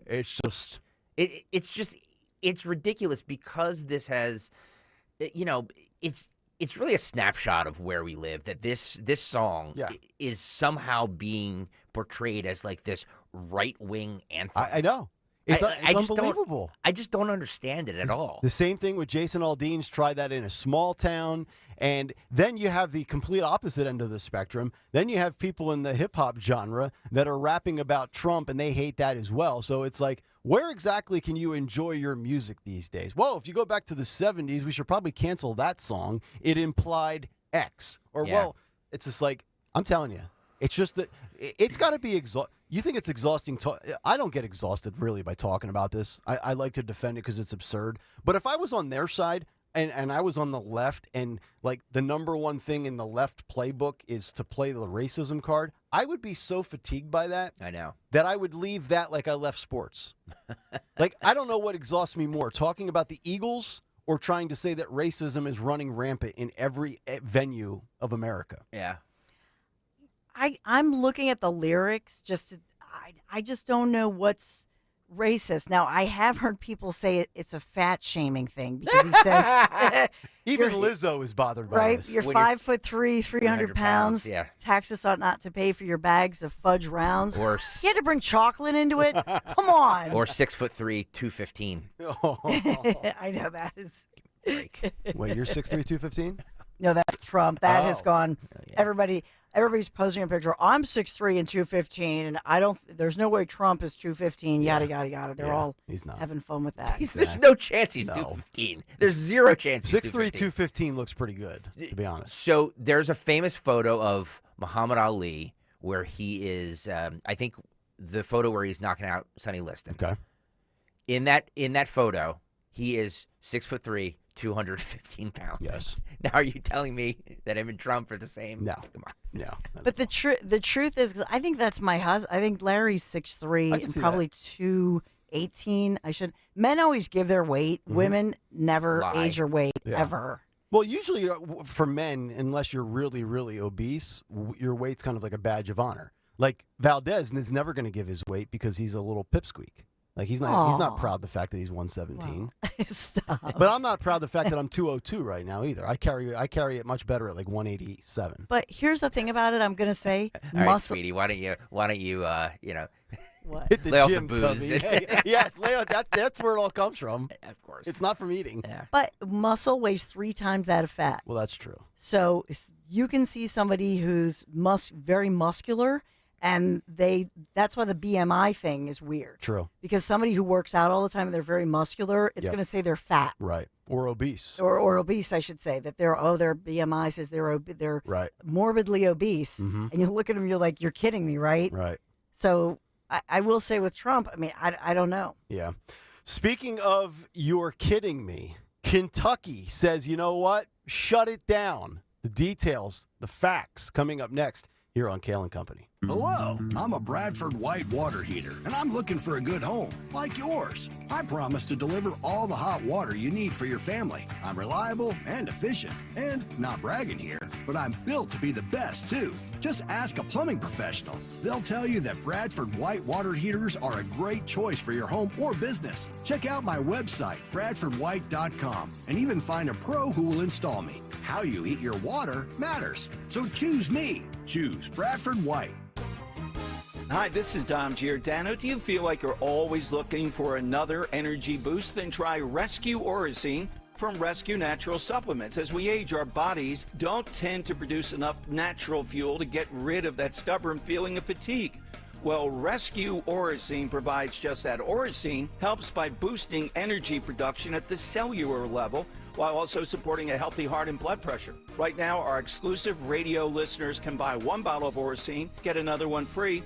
Just use the code FUEL when placing your order. Call today, 800-26-ALIVE, 800-262-5483. Speak to a knowledgeable product consultant or use the code online when you visit res-q.com. That's res-q.com. Make sure you mention the code FUEL, F-U-E-L, when you call, or use the code at the online checkout. Again, Use the code FUEL when buying a single bottle of Oracene to receive a second bottle free. First-time homebuyers have a one-stop trusted partner with American Heritage Credit Union. With our first-time homebuyer program, you can earn up to a $500 lender credit. Our realtors can help you shop for your first home, and qualified borrowers can even receive up to $5,000 in first front door grants. To apply with one simple application, visit AmericanHeritageCU.org/FTH. All loans subject to credit approval, insured by NCUA, Equal Housing Lender, NMLS 433838. I can't wait for what's next, even with higher stroke risk due to atrial fibrillation, an irregular heartbeat not caused by a heart valve problem. Eliquis, apixaban tablets, reduces stroke risk. It's the #1 cardiologist-prescribed blood thinner. Don't stop taking prescription Eliquis without talking to your doctor, as this may increase your risk of stroke. Eliquis can cause serious and in rare cases fatal bleeding. Don't take Eliquis if you have an artificial heart valve, abnormal bleeding, or have antiphospholipid syndrome. While taking, you may bruise more easily or take longer for bleeding to stop. A spinal injection while on Eliquis increases risk of blood clots, which may cause paralysis, the inability to move. Get medical help right away for unexpected bleeding or unusual bruising, or if you have tingling, numbness, or muscle weakness. It may increase your bleeding risk if you take medicines such as aspirin products, NSAIDs, SSRIs, SNRIs, and blood thinners. Tell your doctor about all planned medical or dental procedures. Learn more at Eliquis.com or call 1-855-ELIQUIS. Chronic pain, cancer, fatigue. Find out about the benefits of medical hydration therapy on Health Watch with Dr. Molly Fantasia every Sunday morning at 8 on Talk Radio 1210 WPHT. We're just 2 short weeks away from the start of the NFL season. Philadelphia starts September 10th, week 1 in New England to face Mac Jones and the Patriots. Eagles are favored right now at 4.5. Let's snap that up right now before it goes any higher. Snap into action this NFL season with FanDuel in partnership with Valley Forge Casino. It's America's #1 sportsbook. Right now, new customers get $200 in bonus bets guaranteed when you place your first $5 bet. That's $200 in bonus bets, win or lose.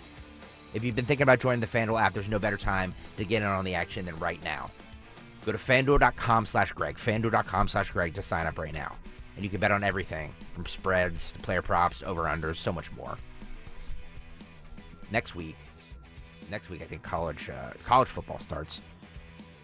Penn State, you can hear them next Saturday right here on 1210 WPHT. FanDuel.com/Greg and kick off the NFL season, or if you want to do the college football season as well, you can do it all. FanDuel.com/Greg. FanDuel is the official partner of the NFL and he's the official partner of 1210 WPHT. 21 and over, President PA. First online real money wager, only $10 first deposit required. Bonus issued as non-withdrawable bonus bets that expire 7 days after receipt. Restrictions apply. See terms of sportsbook.fanduel.com. Gambling problem? Call 1-800-GAMBLER.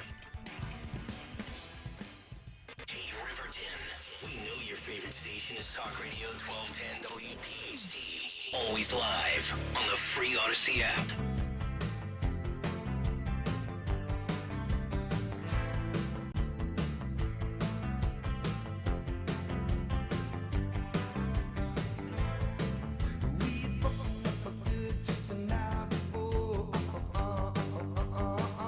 Oh, yeah, 731's Kayal and Company as we continue live here. Talk Radio 1210 WPHT. Nick, Dawn, Greg, Daniel, Anthony. 855-839-1210 is the phone number. You can get in on Twitter at 1210 WPHT and, of course, on YouTube, youtube.com/@1210WPHT. To be a part of the Kayal and Company comment community, what's on the cut sheet coming up at 7:45. Hard to believe it, but football season's already here. I was just thinking about that with Stocker's FanDuel read. Yeah. Dawn said Eagles preseason comes to a close. Mm-hmm. High school football tonight. Yeah. College starts tomorrow. Technically, the real weekend will start Labor Day weekend. I can't wait for that first Saturday when I get up, drink coffee, and just place a bunch of bets. It's going to be a beautiful thing. I know, it's exciting. I can't wait. $5 wager here, $5 wager there. That's all I can really afford these days. Mm-hmm. But I'll get my fix. And Dawn will get her fix. You got the boys back at first game tonight? No. No. Not tonight. Okay. I hope not. No, not tonight. It's next week. Next week is the Battle Down the Shore. Yeah. And it starts on Friday. What's that, in Ocean City, right? In Ocean City, New Jersey. But it's all the high schools from the South Jersey and across our region. It's like a GOP primary debate. It is, and it's so much fun. Yeah. It really is, and I can't wait. So it's all weekend. Yep. All the different high schools, parents, kids. To me, it mitigates my sadness that summer is ending. Mm-hmm. And that school is, we're back to school and all that. Yeah. But I love football season. Then it just goes too quick. It does. I think the fall is the quickest moving season between the time change with the clocks and the holidays. It's all right. Let's not get ahead of ourselves. I here, guys. know. Jeez. My Lord. I'm going to do some Christmas shopping this weekend. I know. Man. Yeah. They already have the Halloween decoration. I was at Home Depot yesterday. Halloween, and then you can see the Christmas ones that's why and I the don't go out Hanukkah, anymore. and they're all like wrapped. They're ready to go. Yeah. If I can say this because I'm getting DMs and there's reaction. Hey, dude, stay out of Dawn's DMs, by the way. That's all right. I accept DMs. Oh. So Bob actually had said to tell Nick that you should have mentioned the line in the Men North of Richmond song, the line about Epstein Island, because he says minors meaning ERS and then minors MINORS on an island. I was thinking of like trans surgical procedures for minors, but okay. No, he says on an island, and I didn't even think it. I was thinking Voice of Freedom. Yep. Remember the pedophiles? Yep. They take the kids on the sicko island. Yep. But he's right. It's Epstein Island. Okay. So he was just wanted to point. It's a good catch there. Yeah. All right. We appreciate that. 855-839-1210. Been saying, get ready, folks. It's going to happen, and it's happened. And it's happened in the state of Kentucky. It is August 25th, and a Kentucky school district has already canceled classes weeks into the school year. In the South, they go back to school the first week of August usually, and they're shutting down classes for COVID, the flu, and strep throat. What? That's correct. Multiple Kentucky school districts, this is from the New York Times, multiple Kentucky school districts were forced to cancel classes weeks into the school year after outbreaks of COVID, the flu, and strep sent both students and staff home sick, as health officials warn of a possible triple-demic this fall. Get ready for it. The triple-demic's going to get you, folks. You better stay home until the spring. Even though classes began on August the 9th for students in Lee County School District, Superintendent Earl Ray Schuler, love Earl. I love people with three names, by the way. Earl Ray. Sounds racist. Earl Ray. Yeah, Earl Ray Schuler. Good Morning America thinks you're racist. They noticed a sharp decrease in attendance just a week into the year when 150 of the district's nearly 900 students called in sick on August the 18th. So basically, just under 17% or so of the school was like, you know what? We're not coming in today. By the following Monday, the number of absences rose from 150 to 157, and 14 staff members also called out of work for being sick. The district found that COVID, the flu, and strep were the culprits and canceled classes across all schools on both Tuesday and Wednesday of this week. Thursday and Friday would go on as remote learning days, and extracurricular activities were canceled for the entire week to allow for cleaning, Schuler said. Quote, all buildings and buses are being sanitized. Damn it! How much more do you expect me to take? And all activities for the remainder of the week will be canceled. So we're now canceling. We're going back to 2020 and 2021 again. Oh no, a handful of young boys and girls have COVID. Let's shut it down. And then, oh, by the way, because the flu is around and there's a strep throat outbreak, we're going to cancel school for that. I feel like Vincent Gambini in My Cousin Vinny when he tries to get his suit pressed and he says, well, the store was closed because the people had the flu. Like, we're really going to cancel things because of all of this airborne nonsense? And this is Kentucky. It's not like the Deep South. It's the Mid-South. And Kentucky's kind of it's got a bluish tinge to it. So it's not like a deep red state by any stretch. But we're canceling school now because we had a big chunk of people call out on one specific day. And this is what I've been saying. I'm telling you, they are waiting. These teachers' unions, these school district officials, the media, they're waiting for this little batch, aha, see, we told you it's never going to, and it's like, yeah, of course it's never going to go away. Here's my thing. If you don't feel good, just stay home. But I wonder if part of this, well, first of all, of those three things, strep, you need antibiotics because strep's the one, right, that can go into your heart or something. Yeah, strep's legitimate. That's the most serious. But the flu and strep are much more serious to me than COVID. But if you have nearly 20 staffers and teachers calling out sick, and we already have the teaching shortage, such as here in Philadelphia across the country, I just wonder if it was as well. It sounds like a staffing issue. Well, then let's call it that. Hey, we don't have the staff. We're like a police department. We're shorthanded, whatever it might be. Let's not label it as we're shutting it down because of triple-demic. Like, I'm so sick of the scare tactics. The flu's been around forever. Strep throat's been around forever. Whether you got to stay home and let it sweat out of your system or you got to take an antibiotic or take a pill, I felt like crap yesterday. I wanted to stay home today. I got a lot of sleep. I feel much better. I'm glad I'm in here. We have a bunch of good stuff to talk about. But back in my day, when you didn't feel good, Back in my day. you just stayed home.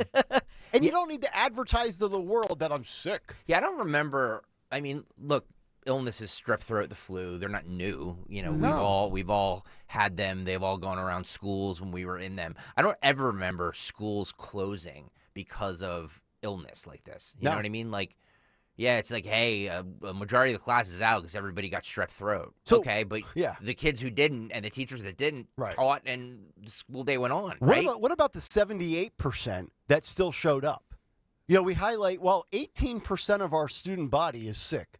Okay, well, 4 out of 5 are not sick. Yeah. So why are we going to punish the 80% to appease the 20% and anybody that's like still walking around thinking COVID's like the bubonic plague? Well, I mean, that's what we do now, right? We take what the minority thinks and make it the majority opinion. Dawn, you mentioned earlier this spring some of the schools here with the air conditioning. I don't recall the specifics, but I want to say it was very, very hot. And did they go home or did they still go to class? That happens all the time because the majority of our schools do not have working HVAC. And so that's why for the first time, I will say, parent groups in the city of Philadelphia have become vocal and realized their power.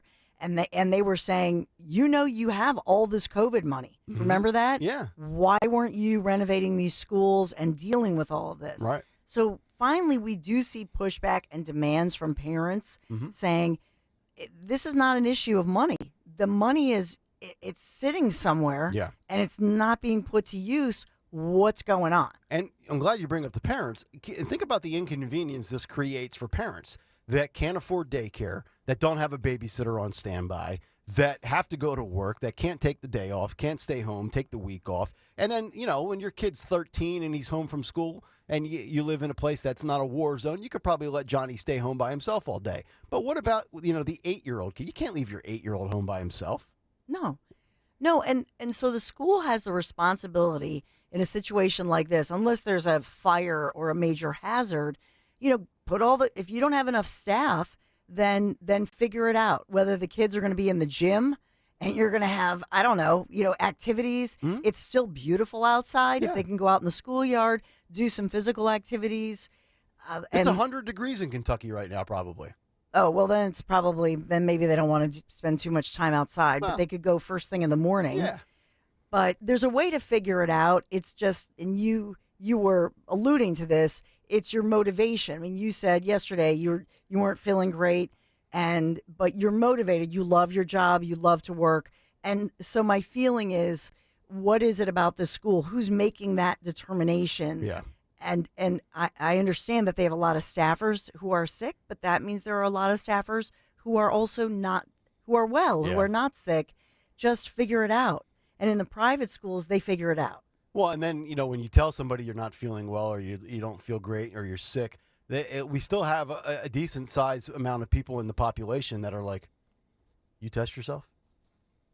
Where have you been? Like, yeah, there's a lot of times you can feel bad and not feel and be under the weather, and it's not COVID.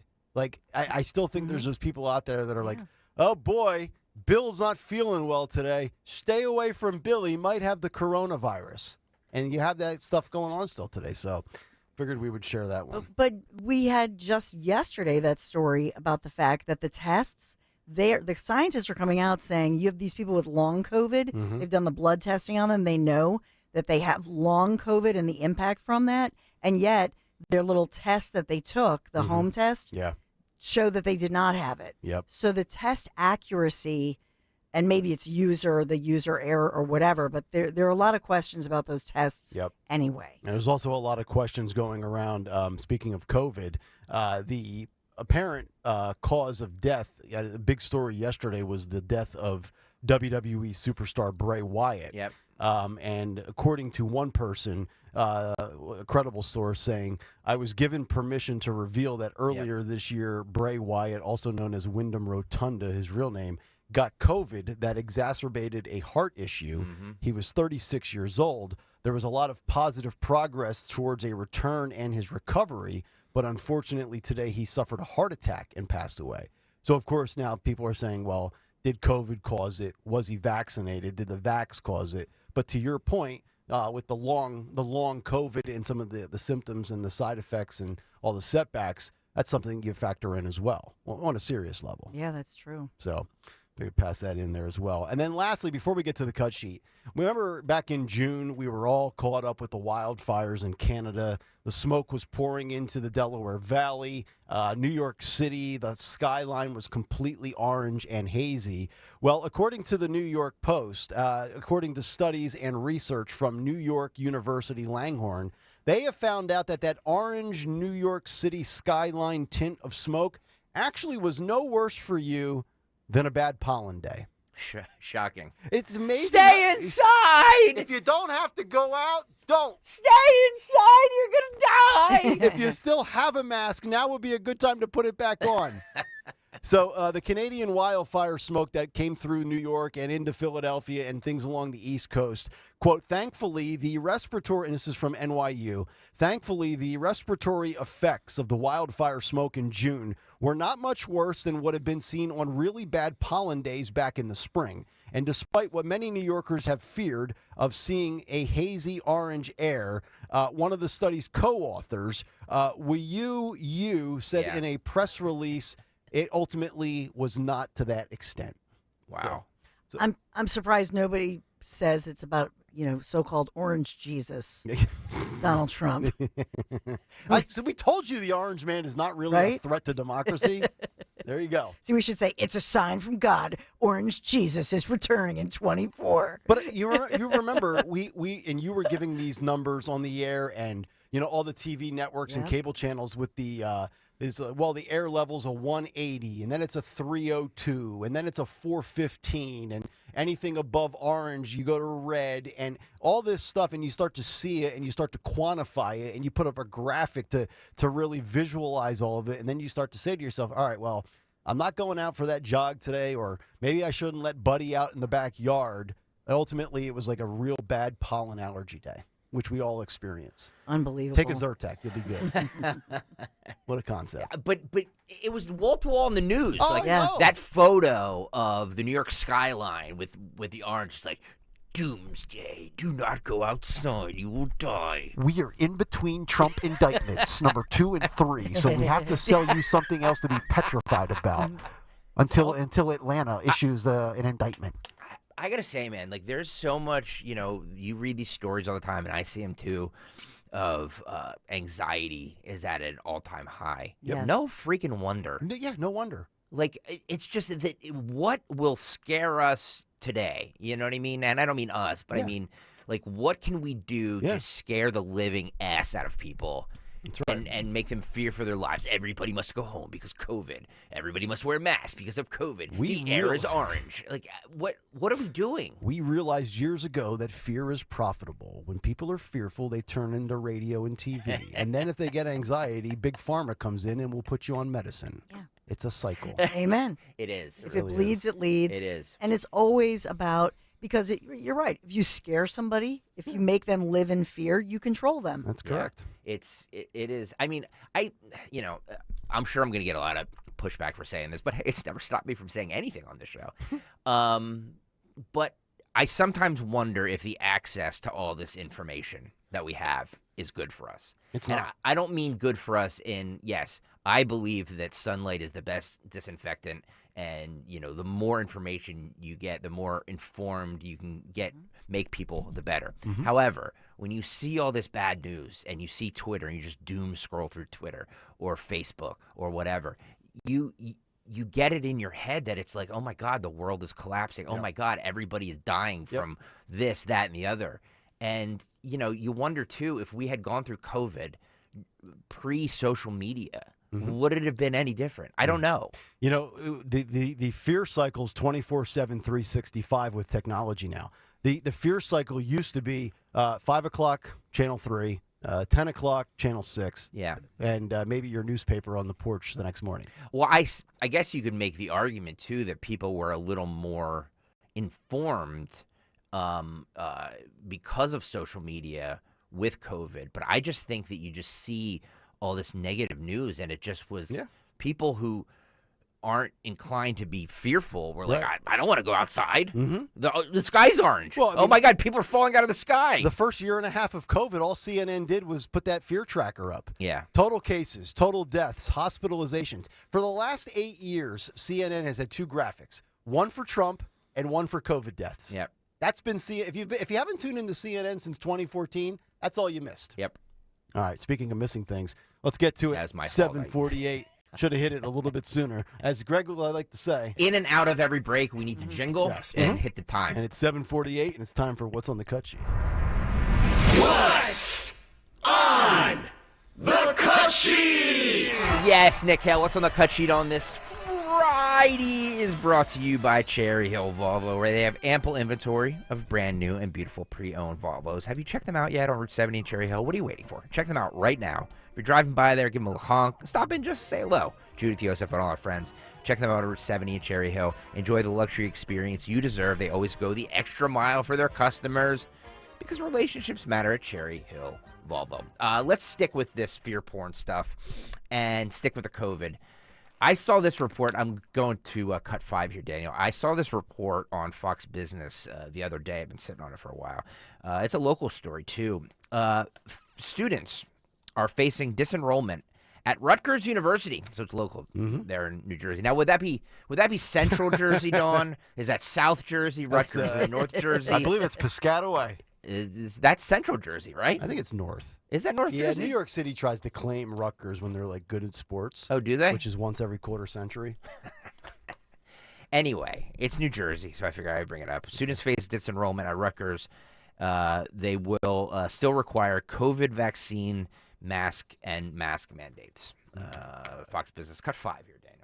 Schools are mandating vaccines these days? Good morning, Stuart. Well, according to a anti-mandate group, No College Mandates, about 60 schools in the U.S. have a vaccine mandate for their students. One of those schools is a state university in New Jersey, Rutgers, and they are getting some blowback to their mandate that requires students to get a vaccine exemption if they don't want to get a COVID vaccine. Back in 2021, Rutgers said people have an option to disenroll if they don't want to get the COVID vaccine. We've reached out to Rutgers to see if that is still their policy, but we have not heard back. At the height of the pandemic, Rutgers detailed what would happen if a student decides not to get the vaccine, saying in a letter sent to Newsweek this: students who do not provide an exemption request and refuse to get vaccinated can move to online instruction or disenroll. But even if a student gets a coveted medical or religious exemption from the university, on-campus activity is not guaranteed. The university guidance saying this: for those granted exemptions, on-campus participation is not guaranteed. Students granted exemptions will not be able to live in on-campus housing. Republicans are reacting to Rutgers' strict vaccine mandate. New Jersey State Senator Declan O'Scanlan condemning the policy, saying this: we now know for an absolute fact that the COVID vaccine protects no one except the recipient of the vaccine. It's not the job of Rutgers or Governor Murphy or anyone else to enact a policy to protect me from myself and my own decisions, or from some perceived protection of my own self due to my own decisions. So before we comment on the actual substance of that, apparently Bubba45 on the YouTube channel says that's Peter Ducey's wife. Oh. That was doing it. That's at Rutgers. And also... The lesser Ducey. Middlesex would be Central. Yeah, most people are weighing in and saying it's Central Jersey. Ken Johns says Rutgers is dead Central Jersey. It's where I live. And then, but there is the Camden campus. Oh, yeah. So I thought is Piscataway a branch, or is that not the main campus? I thought Piscataway was North Jersey, 20, 30 minutes outside of the city, but I could be wrong. No. I think you're right. I think just like the main campus is in Middlesex, but you're right. Oh, okay. There's a North Jersey branch. There's Gotcha. a Camden branch. Okay. But I think everybody, when you think Rutgers, you think it's like Penn State. I typically think of Rutgers. Rutgers. Rutgers. Is that an agricultural school? Rutgers. I go to Rutgers. Rutgers. Agronomy major.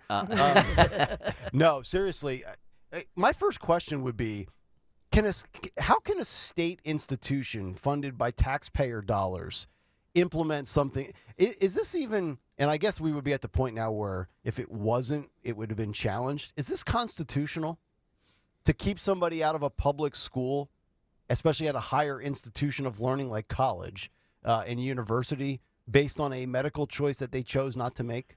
By the way, it's a very good question, so just put a pin in that. But they're saying New Brunswick is the main campus, not Piscataway. Okay. I've only ever really known of the one, I guess Piscataway is where they play their sports at, like their football and basketball. That's what I was basing it off of. Okay. Okay. Sorry. That's fine. Is it constitutional? I mean, this has got to be at a point now, and you can go online. There's a few websites that still show you all the colleges that require. I think I gave it to you back in like June or July. All of the schools that will still require a COVID vaccine for the entering class of 2023. And to be honest, the list is maybe like 25 to 40 different colleges in a nation that's probably got hundreds of thousands of colleges. But the fact that some of these schools, even the recognizable ones like Rutgers, would do this is embarrassing at this point. It is. But there is legislation. They are being sued. Good. Okay, great. You know. Then and I hope that those people cash. I mean, we've already gotten to the point now where these people that were public civil servants, police, firefighters, whatever, that lost their job because they refused to be vaccinated, got their jobs back, and some of them, if not all of them, got back pay compensation. Yet adults going to college, 18 plus, and they're adults, are being forced to do this if they want to go to that school. I can't imagine, like if I was that kid today and I didn't want to get it or I didn't want to have the updated booster or whatever, I would just legitimately be like, okay, that's your loss. I was going to pay you $32,000 a year. I'll go somewhere else where I can get my education without rolling my sleeve up. So initially, and I think we had talked about, I don't know, was it last fall? This has gone back and forth in the courts. Mm-hmm. And initially, that district court ruled the vaccine mandate was constitutional, meaning the state constitution.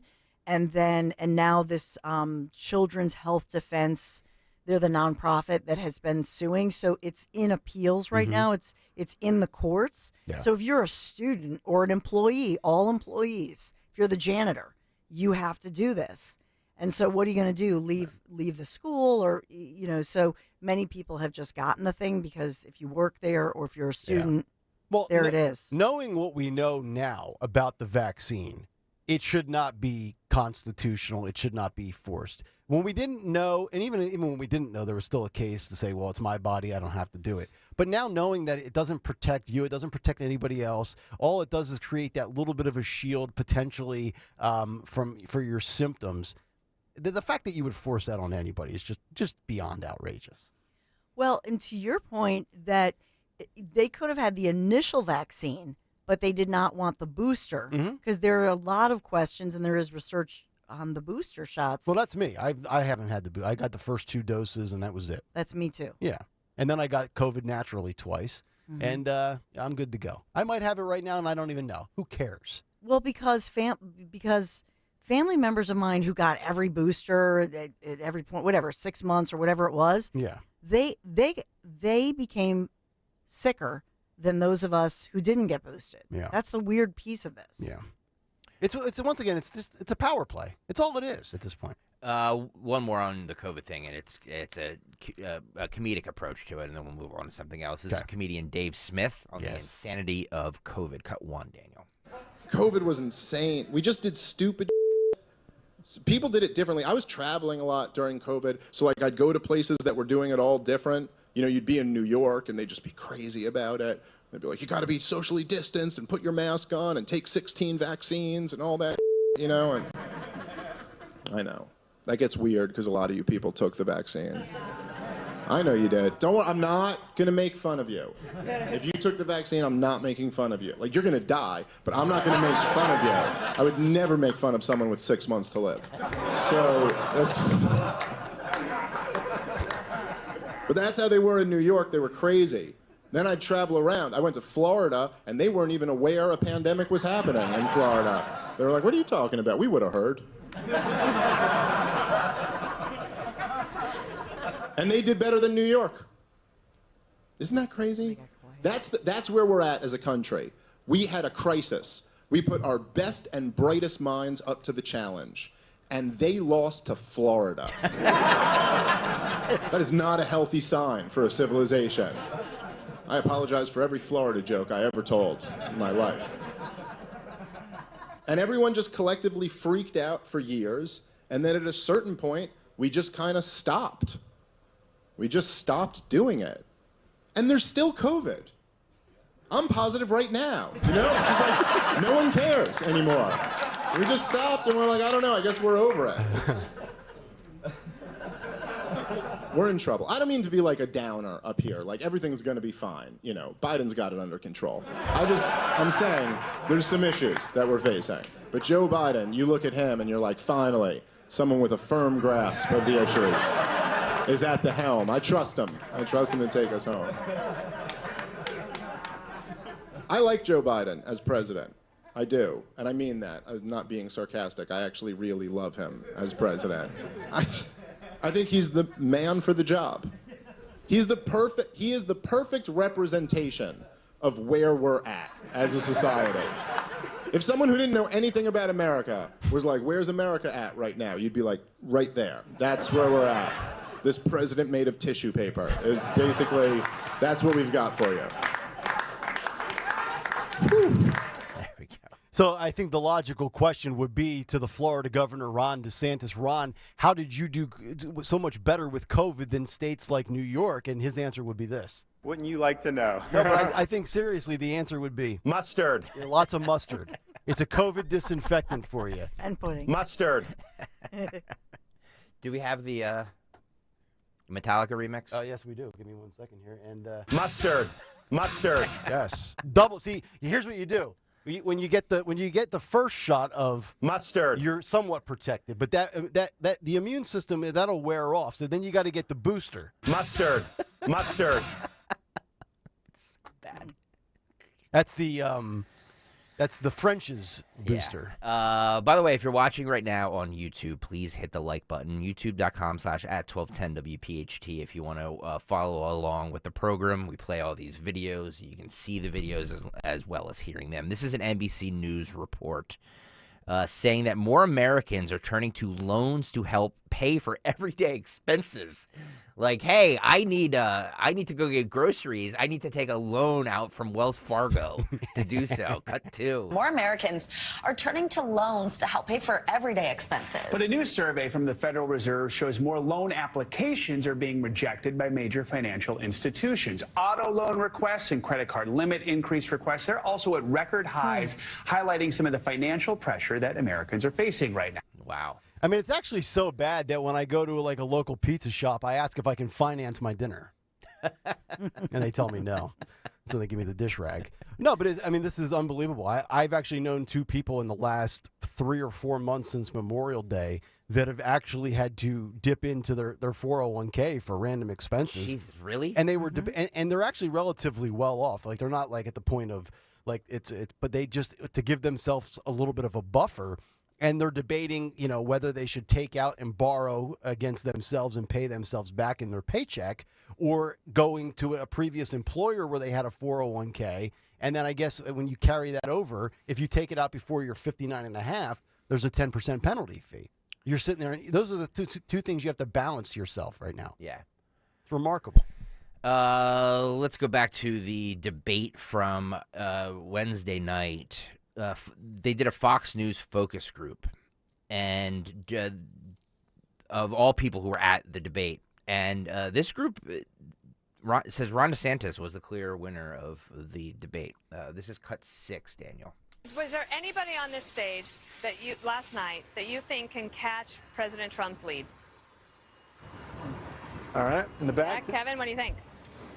Yeah, I think Ron DeSantis still. I think he's leading in the polls. I just think he's the only one with the experience and like the recent like exposure that he's gotten over like COVID and like the last couple of years. So I think he's really the only one. He's just got the experience. And really, I think he's got similar Trump-isms, I think people would describe him as, like the way that he acts. And so I think a lot of people would think about voting for him over Trump. Okay. Now, do you guys agree with that, or is there someone else who you believe fits that question? No, I agree. Like I said yesterday, I think he had to present himself as a viable alternative to Donald Trump, and I think he was able to do that. I think he showed, what he's done in Florida, he can replicate for the country. I think he shows that he's electable. And again, I think that has to be the most important thing as a Republican voter that we're concerned about, is that we nominate a candidate that can beat the Democrats. Yeah, understood. Denise, you get the last word for this great group of 9. DeSantis, again, he gave me, I'm all about action plans. That's what I said yesterday. And he presented action plans on how he would solve some issues. And he has already done some. Yeah, he can execute on yes, plans. Exactly. Let me just ask you this. Do you think, if Ron DeSantis, just the last person that we were talking about, can Ron DeSantis win in Wisconsin in 2024? Yes. Yeah, I believe he can. Yes. It's a coin toss. Yes. It's a coin toss. I don't think really close states. Really close. They'll win and win by It's a coin toss. Yeah. Well, I do agree that DeSantis can win some of those coin flip states, but there's and as positive as I've been on DeSantis post-debate on Wednesday night, let's separate two things here. You can be the winner of Wednesday night and not come close to beating Trump. Like, he could emerge victorious, and you could say, well, Ron was great, he was brilliant, he restored my faith. Doesn't mean he's going to knock off Trump. But that was the question, though, Nick. Is there anybody that can catch and pass Trump was the question, and these people said DeSantis. Oh, I would disagree with that. I don't think I agree with you, but I'm just saying that's what this focus group was saying of Republican voters from Wisconsin who were in that room on Wednesday night. Also, though, with DeSantis, he said when that one individual said he's got Trump-like qualities. As far as the disdain for the media, the tenacity and desire to punch back against the critics, yes. But that's kind of really, to me, where the comparisons stop. The personalities are not the same. Their ability on the microphone is not the same. He might have as big stones as Trump, but beyond that, there's nothing about him that's really Trump. He's not an outsider. He's not as embraceable. He's certainly not as funny. People don't try to imitate him. All the different things that make Trump the pop culture sensation that he is, DeSantis doesn't have any of that. Don't you think that's fine? Don't you think the smart play is to not Trump is running, so why are people trying to be him? If people want Trump, they're going to vote for Trump.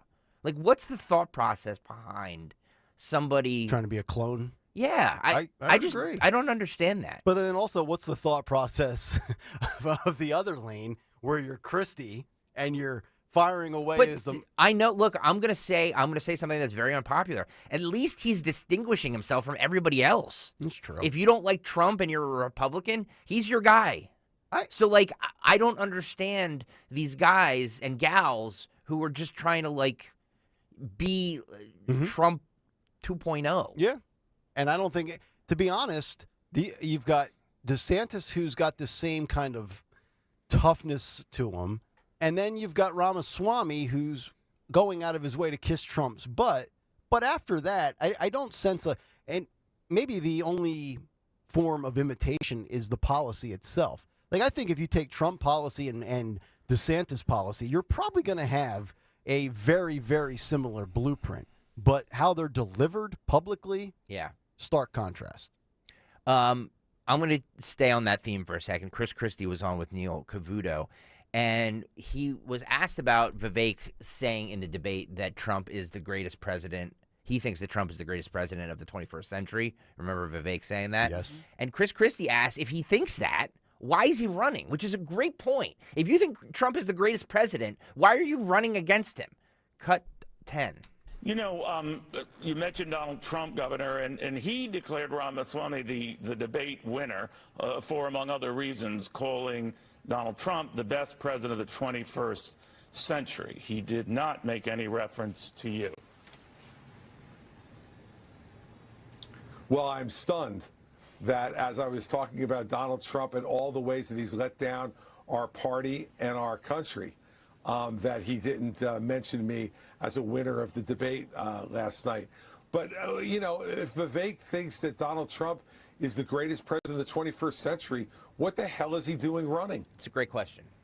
He should drop out tomorrow. It's a great question. Here's a great answer. Okay. Because he knows he's not going to win. He's running to be noticed. He hasn't taken a shot at Trump because he wants to be either part of the cabinet or as his VP. This is all about a 38-year-old getting his feet wet. Well, Christie should have asked Vivek. He was, busting his chops. He was right there. Could have asked him after they hugged. Yeah. So he should have asked him.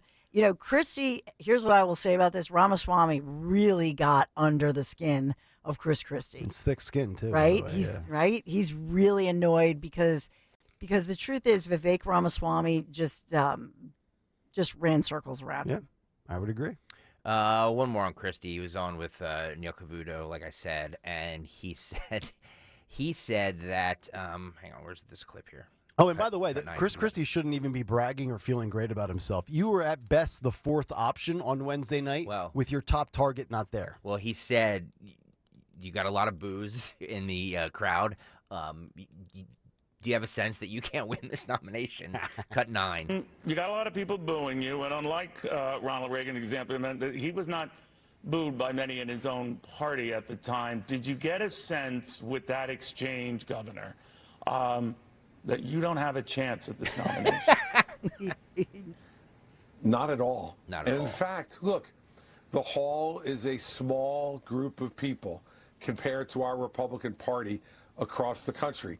And that's why, you know, Neil, if you look at the newest poll that's come out of New Hampshire just 3 days ago, I'm now comfortably in second place at 14% of the vote, clear by margin of error past Vivek Ramaswamy, who's in second or third place, and 5 points ahead of Ron DeSantis, who's now at 9%. Now, we have a ways to go. We still have 20 points to catch up to Donald Trump. But I've only been in this race for 2.5 months, and I've gone from 0 to 14 in New Hampshire. So I'm not discouraged at all. I'm incredibly encouraged. And let's face it, who was booing me in the crowd last night? You know, some of the folks who were doing the loudest booing are the people who are invested in the swamp that Donald Trump helped to create for them in Washington, D.C. He said he was going to drain the swamp, and all he did was rearrange it so that members of his own family could do the same things that Hunter Biden and other members of the Biden family are doing right now. Here's the promise I'll make to the American people. There'll be no members of the Christie family in government when I'm president, and there'll be no members of the Christie family who will profit from my government service. And neither Joe Biden nor Donald Trump can say that about their families. I never want to hear a career politician say that nobody will profit. Just shut up. Here's how I would rank the 8 from Wednesday night. And I'll go from, I'm going to give you 3 different categories. The bottom 2 were Doug Burgum and Asa Hutchinson, okay? The top 3 were Ron, Vivek, and Nikki. 4, 5, and 6 you can put in any order. Christie, Pence, Scott. So the best case scenario, in my opinion, for Chris Christie was you were the 4th best out of 8. And that is on a night where Donald Trump said, I'm not even showing up. So I think Neil Cavuto's onto something there. Ramaswamy, Vivek was on with Laura Ingraham last night. He says he expects to win in a landslide. Cut 15. You and DeSantis. That's pretty stunning.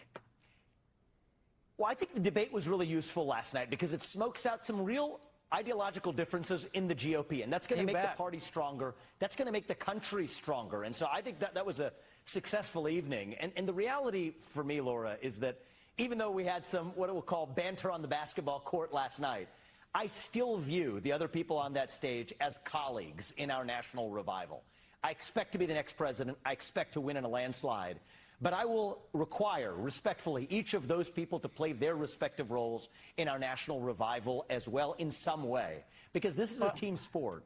And you brought this up earlier. It's not the job of the U.S. president to automatically bring back faith in the country. But I do think it's an important point to pause on, where the left feeds our vacuum of purpose with race, gender, sexuality, climate.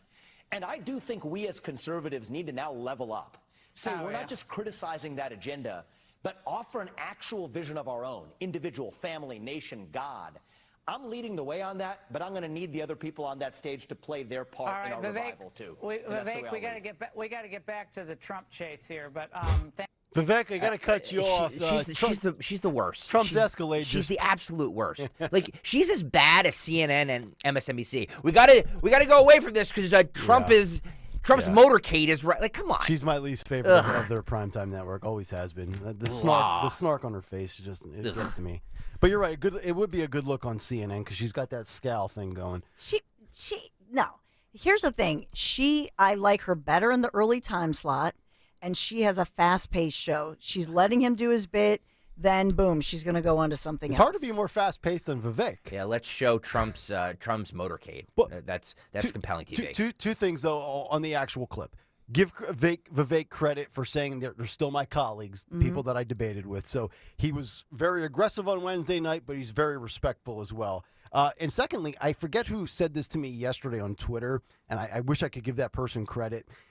They said something to the effect of always be leery and a little bit, keep your distance from those that talk incredibly well, that are very polished, that talk very quickly like Vivek. Almost like the message, it's almost like he's memorized all the talking points. It's too good to be true, and it's a little unbuyable.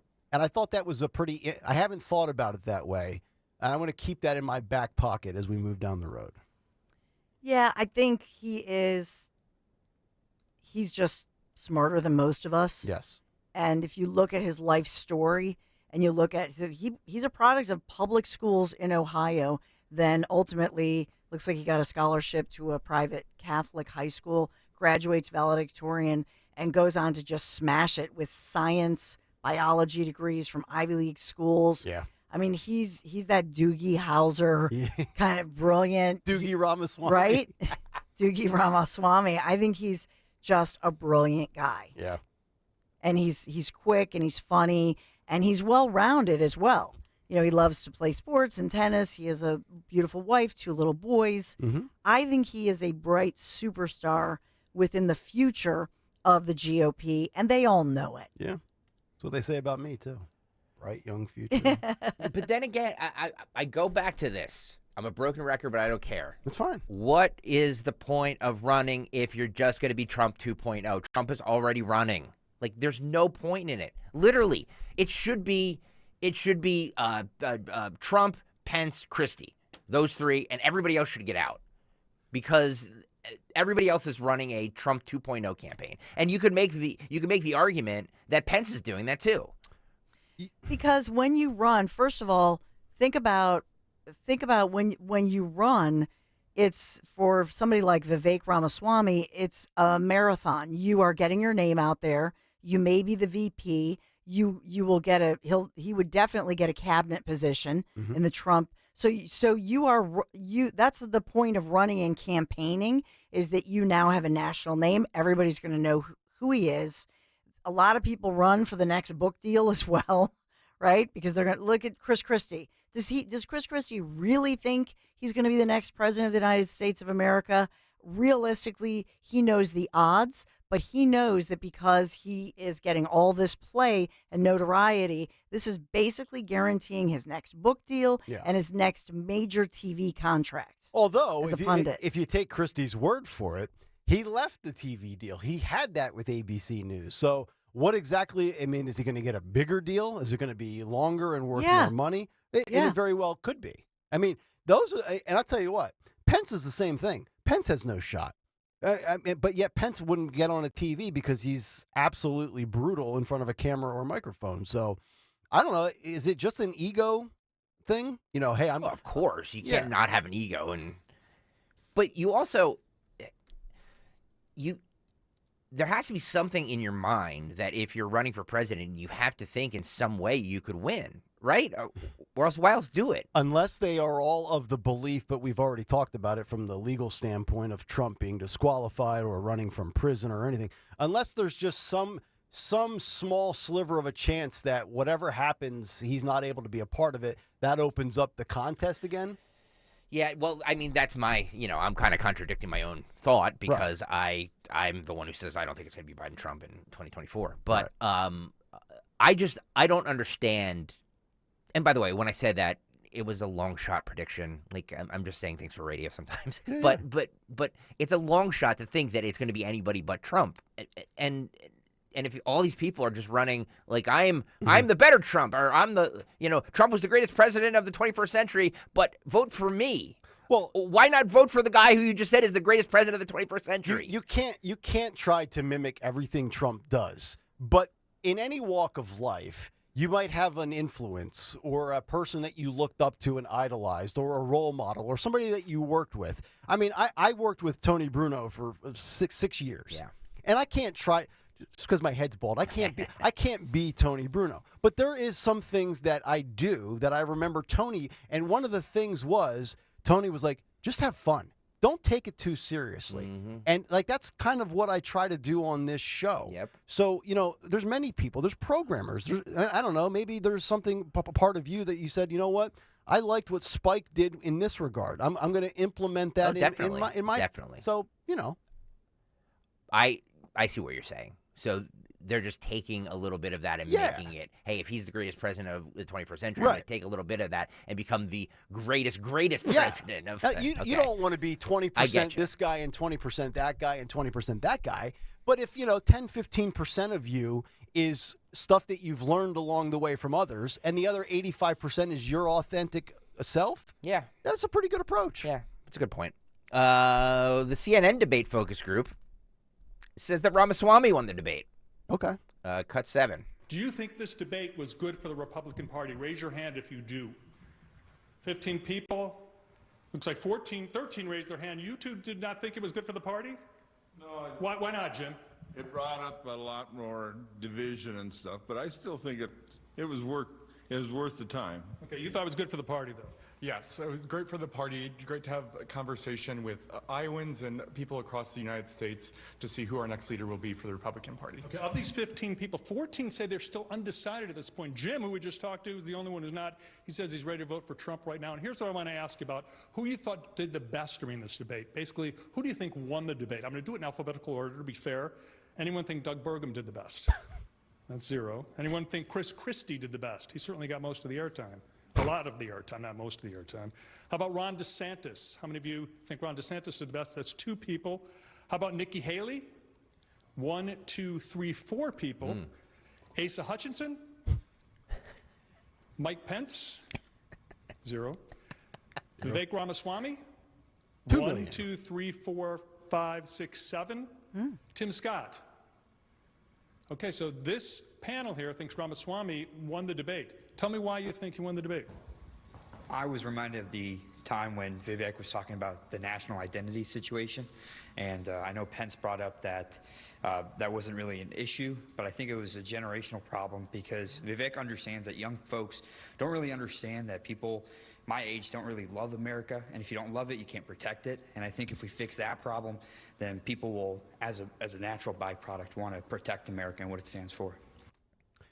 That's the moment where I said he was obtuse. Okay. Right? That he was just apathetic. Mhm. Hence, younger generations thought this guy's out of touch and apathetic too. Mm-hmm. If you think Vivek won, I'm okay with that. To me, again, Ron, Vivek were the top 2, followed by Nikki Haley, Christie, Pence, Scott, Doug, and Asa. I would go Ron 1, Vivek 1A or 1B. But I have no problem if you're gonna argue Ramaswamy. I don't have much of a rebuttal other than pointing out what I thought DeSantis did very well. I will say that what Vivek did better than anybody, including DeSantis, is he smiled. He laughed. And when DeSantis did smile and laugh, it was very uncomfortable. There's a video going around on Twitter where it zooms in on his smile after his opening statement, and it's just like the guy that's taking the picture for the class photo in the yearbook where you don't know what smile to go with that'll look good on pictures. Yep. Like, that's me in every picture I ever take. I never feel great about my smile. Yeah, he was very... I mean, we played that clip of him saying, and I would say, Anthony, you're fired. Like, it was just so uncomfortable. He sounded... Trumpian in a terrible imitation. Like it just a bad imitation of Trump. My sister was like, is he trying to be like Trump on NBC for The Apprentice? And I'm like, I didn't even think about that, but because Trump would say you're fired. The affect in his voice, it's very, it doesn't exude. It's pre-puberty. You know who he is? He's Peter Brady. That's my second Brady Bunch reference today. See, just like in the song with Oliver Anthony, I'm an old soul. An old soul who doesn't know All in the Family. That's correct. So you're not that old. Selectively old. I identify as old in certain times of my, Anyway, RFK Jr. was on with. Remember him? Boy, I was going to say I haven't heard this guy in weeks. I saw he was on with. I think he was on with Neil Cavuto again. I saw it and I was just like, oh, I want to pull some RFK clips. Cavuto getting some big guests. We haven't heard from him in a while. He usually does. He was asked about the Republican debate. He said it was tone deaf. This is cut 13, Daniel. You know, last night I watched a debate. The Republican debate, and it was really surreal for me because it seemed so tone deaf. It seemed like they were throwing around kind of cliches from the Reagan era.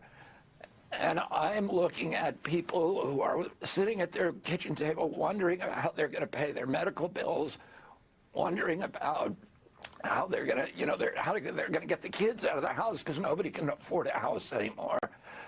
How they're going to pay for food, how they're going to pay for fuel.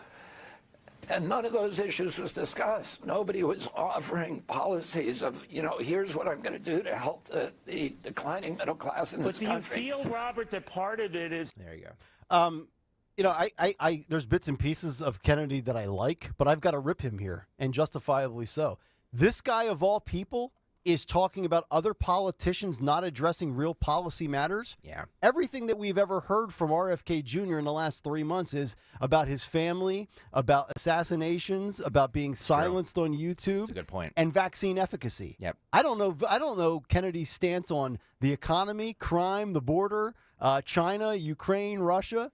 I mean, come on, man. You can't be one of those guys that never addresses those issues and then try to say that the other people in the room are not addressing those issues. So glad you brought that up, Nick Kayal, because that was the next question that he was asked. This is cut 12, Daniel. But do you feel, Robert, that part of it is that you're kind of a problem in that environment, not you individually, but that you're kind of like a man without a political island here, that you have many in your own party, many in your own family who are aghast at you running for president and challenging an incumbent Democratic president.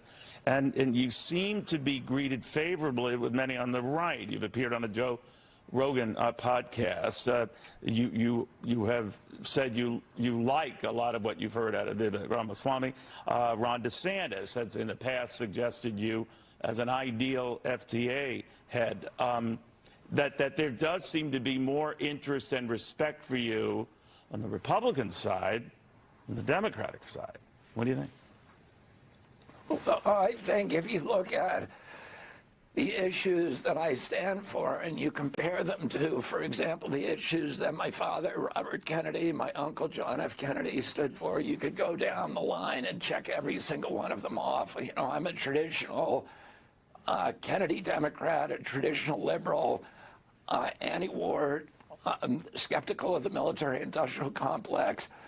I want our financial, our economic policies to respond to the working poor, the working class in this country, rather than to the needs of Wall Street. I want press freedom.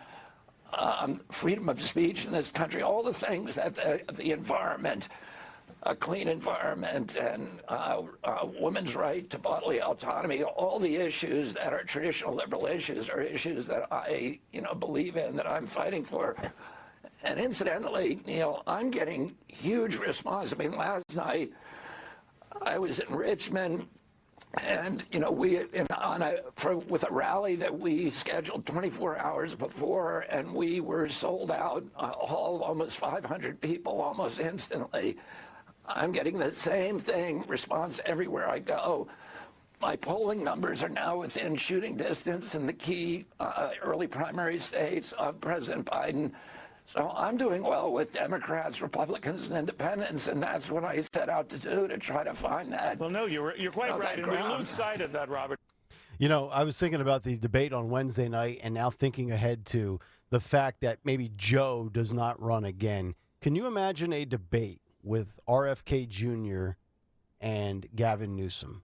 That would be painful on many fronts, because Gavin Newsom, and I'm saying this from a Republican point of view, you look at Gavin Newsom and all the failed policies, and he will probably trounce RFK Jr., yet then you have the painful side of trying to sit through an RFK Jr. debate, knowing that you'd probably rather have, if you're a Democrat and you're sick of all the left-wing stuff, you'd probably rather have RFK over Gavin Newsom, but, just the audible and the optics of it, that would be a train wreck, and I'd be glued to the TV, to be quite honest.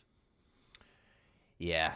But see, it took Cavuto to ask him that, for him to give his answers on where he is policy-wise, to answer your question. The thing I'll say about that is that with RFK, if he's doing speeches, rallies, etc., and I think he is on the campaign trail, it's what the media chooses to cover as well. Right. And the same thing I will say about Vivek Ramaswamy. If you watched the live debate the other night, Wednesday night, if you watched it, you know that Vivek Ramaswamy crushed it.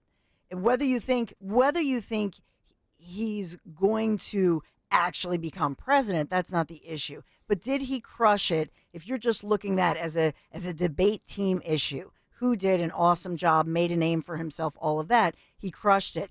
If you did not watch it and you're trusting Fox, CNN, anybody, USA Today, anybody in the so-called mainstream media, you're not getting that. It's a good point.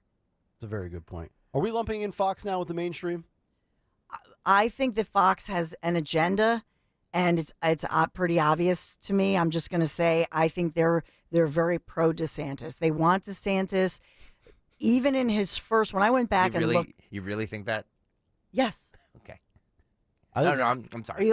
Well, for a while, is it obvious? Well, for a while, it was they were done with DeSantis too. No, remember, no, Rupert was down on him. No, think about when he made a statement, because he is very memorized and all of that. So when he made the statement about North of Richmond, referring to the song they just played, my question is, were they all told that was their open? Yeah. Because he did not ad-lib that. Yeah, it's a good point. They're all now going, that's what Rupert wants, and those are the talking points, whether it's an official written memo. Well, do the kids want him more, or does Rupert want him more? Because we gave you the story that Rupert was now pivoting to Glenn Youngkin. Well, that he was trying to get other second options. Now, maybe it's the old thing that we talked about. When was that? Was that this week or last week? I'm getting it all. It all blends together. I know, right? But I think, are they looking toward who could be the backup plan? Yeah. And Youngkin, I think, is saying, nah, I'm not getting into it. I don't blame him either. So now DeSantis is the backup plan, or is he the guy? Do you think that the reason they're pro DeSantis is because if they go down the Trump road, they'll get sued again? I think they're just playing. Well, that could be part of it. I think they're also just playing the long game. They sit there and say we could have 4 of Trump or 8 of DeSantis. Although everybody says, well, in the perfect world, you get 4 of Trump and then 8 of DeSantis, and you get 12 years of this and that. I think they're just playing the math game. So with math, I guess 787 million is a part of math. So I think they're just looking at who can win. When they look at everything, and it is a math stats situation. Yep. And I think they're looking at, in a general election, who can beat the Democrats, no matter who the Democrat candidate actually is on that day, on the ballot. Okay. And I think they've determined with their analytics that DeSantis would have the best chance over any Democrat. All right. That's just my feeling. Gotcha. We played this clip earlier, but we'll play it again. Trump surrendered yesterday. I guess that's the term. He talked to reporters briefly on the tarmac yesterday before he left Fulton County, Georgia, and this is what he said. Cut 17. Before we get to you, we see the former President Donald Trump leaving the SUV, approaching reporters. Let's listen. It's a very sad day for America. This should never happen. If you challenge an election, you should be able to challenge an election. I thought the election was a rigged election, a stolen election, and I should have every right to do that. As you know, you have many people that you've been watching over the years do the same thing, whether it's Hillary Clinton or Stacey Abrams or many others. When you have that great freedom to challenge, you have to be able to, otherwise you're going to have very dishonest elections. What has taken place here is a travesty of justice. We did nothing wrong. I did nothing wrong. And everybody knows it. I've never had such support. And that goes with the other ones, too. What they're doing is election interference. They're trying to interfere with an election. There's never been anything like it in our country before. This is their way of campaigning. And this is one instance, but you have three other instances. It's election interference. So I want to thank you for being here. We did nothing wrong at all, and we have every right, every single right, to challenge an election that we think is dishonest, that we think is very dishonest. So thank you all very much, and I'll see you very soon. Thank you very much. All right, so there you have it. That was Trump. And if you missed it earlier this morning as well, after we played you that clip, Donald Trump has posted his mugshot. Atlanta taking the mugshot in Fulton County, and then the Trump campaign sending out a fundraiser email with the headshot, the mugshot of Donald Trump. And Trump at 9:38 p.m. last night posting on Twitter or X for the first time since January of 2021 the following. He's got his mugshot up there. It says August 24th, 2023. And a very simple message below that: election interference, never surrender, DonaldJTrump.com, which at this very moment in time, right now, has accumulated 1 million likes, 253,000 retweets, and 118 million views. So between that and Tucker on Wednesday, just remember, and we know the views are skewed. Remember what we said about this. It's not real. I know. Social media is not real. It doesn't reflect anything. It's true. Nothing. Everybody said, I'm not watching the debate. Well, 12.8 million people watched it. So somebody watched it. Wow. And speaking of this, Rolling Stone, long viewed as no longer to be a entertainment outlet, but a left-wing propaganda site. What's the adage we like to use from time to time on this show? F around and find out? Yeah. Well, Rolling Stone posted a Twitter picture, a split-screen pic at 8:42 last night. On the left-hand side, you have Trump on January 6th giving that speech behind the glass protection barrier. It says F around. And then on the right, they have the mugshot, find out. Wow. So much for unbiased journalism. Well, I mean, they're not journalists. I know. I mean, it's a But they've always been tell me how you really feel. They've always been a left-wing magazine. Yeah, that's true. Speaking of the mugshot, when it finally came out last night, Rachel Maddow took to the TV screen and was very somber. Said, "Hey, we've never been here before. Oh. This is cut 16." Few moments, the sheriff has released that mugshot from former President Trump, and so I'm saying we should slow down here just for a second because Slow down. Yes. This is serious stuff. Serious. For the nation, for who we are as a country. We have never before had a mugshot of a United States president, current or former, but now we do. Here it is.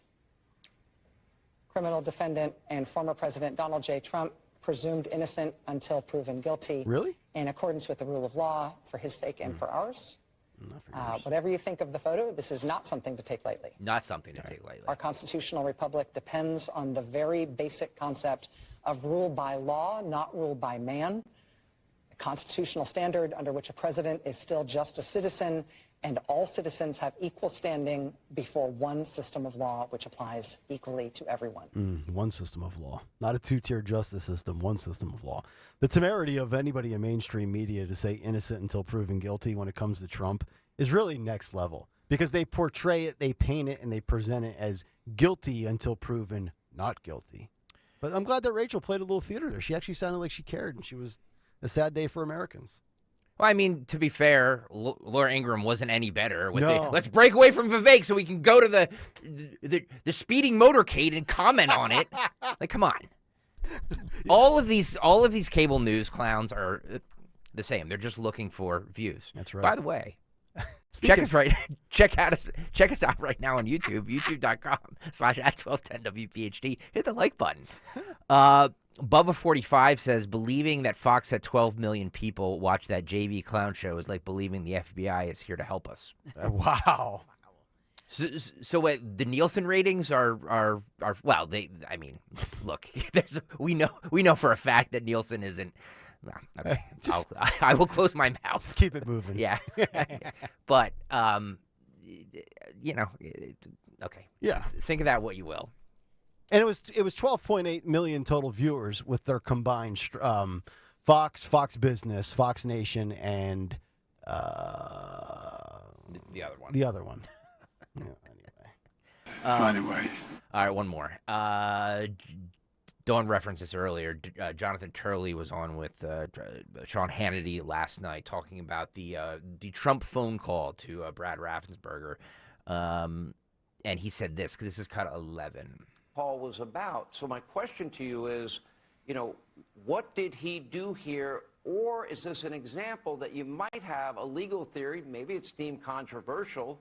Is it a legitimate theory, especially in light of, let's say what happened in 1960 with John Kennedy in Hawaii and alternate electors chosen? I think this is criminalizing the challenging of elections. Basically, you have a Democratic prosecutor saying, how dare you challenge a Democratic victory? Well, it's been done before by Democrats. And the whole case is based on this theory that Donald Trump really didn't mean it. Well, neither did those, even if that were true, neither did those Democrats. They challenged Trump's election on no grounds at all. I mean, many of these past challenges were very, very thin. But in Donald Trump's case, he insists that he does believe that Georgia could have been flipped with a recount. And the way that she portrayed that phone call to Raffensperger, I think, is really evidence of the bias and unfairness of aspects of this indictment. It makes perfect sense when you're challenging an election to say, I only need around 11,000 votes. So if you do a statewide review, that's not a lot in a state like Georgia. That's not criminal. That's making a case for a recount. It's a really good point. And that's kind of what I've said. And I've used Turley's words of, was this a challenge or was this an effort and an attempt to defraud? And it's hard to argue that it was an attempt to defraud if you look at it objectively and you listen to it with no bias. And granted, I think most people have a bias one way or the other, which adds a whole nother wrinkle to this debate. But once again, Turley makes a really good point, and I think a lot of people can understand that point. He does not make it so muddy that your head's going to explode. Now, he's getting blasted, of course, on Mediaite and other more liberal-leaning publications. Well, saying that it's absurd. And he's not a Trump supporter by any stretch. Turley's, I mean, we've made that very clear here that Jonathan Turley came from the Countdown. He got to start doing Countdown with Keith Olbermann on MSNBC many years ago. Enough said. By the way, these comments here are just. Barbara writes, Vivek is the devil in sheep's clothing. Jeez. Daniel writes, you guys are turning out to be frauds because we're just spreading Fox News talking points. Guys, I got to tell you, like the Republican Party, if this is any snapshot of it, this is not a good spot to be in if you guys are turning on each other like this. Mm-hmm. That's all I'm saying.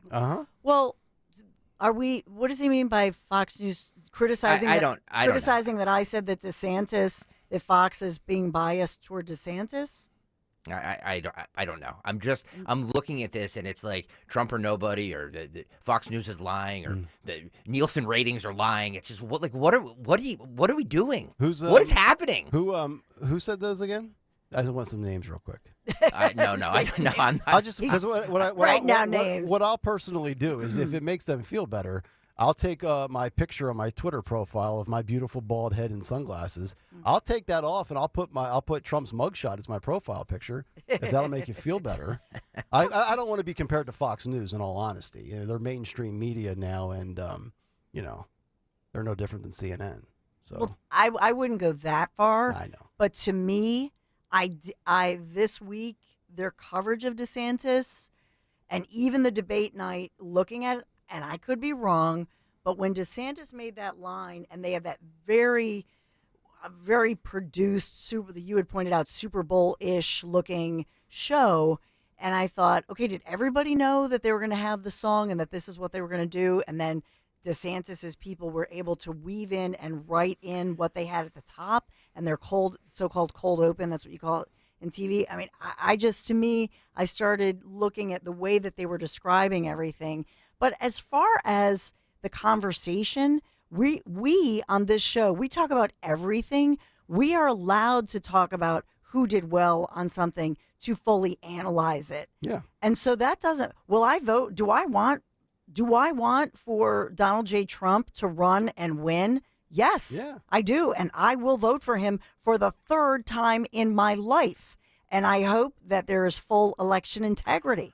But in the meantime, I'm allowed to give full analysis, full opinion, and so is Greg, and so are you, and this is the Nick Kayal show. So we're allowed to give the play-by-play analysis. it's Kayal and Company, by the way. Or excuse me, Kayal and Yes. Company. Yeah, we don't just do the Nick Kayal show. So it's all of us. Don't say you want to stifle the woman. Yeah, they're not going to because I'm going to get all triggered. They're not going to get under my skin today. My 11-day vacation starts in an hour and 17 minutes.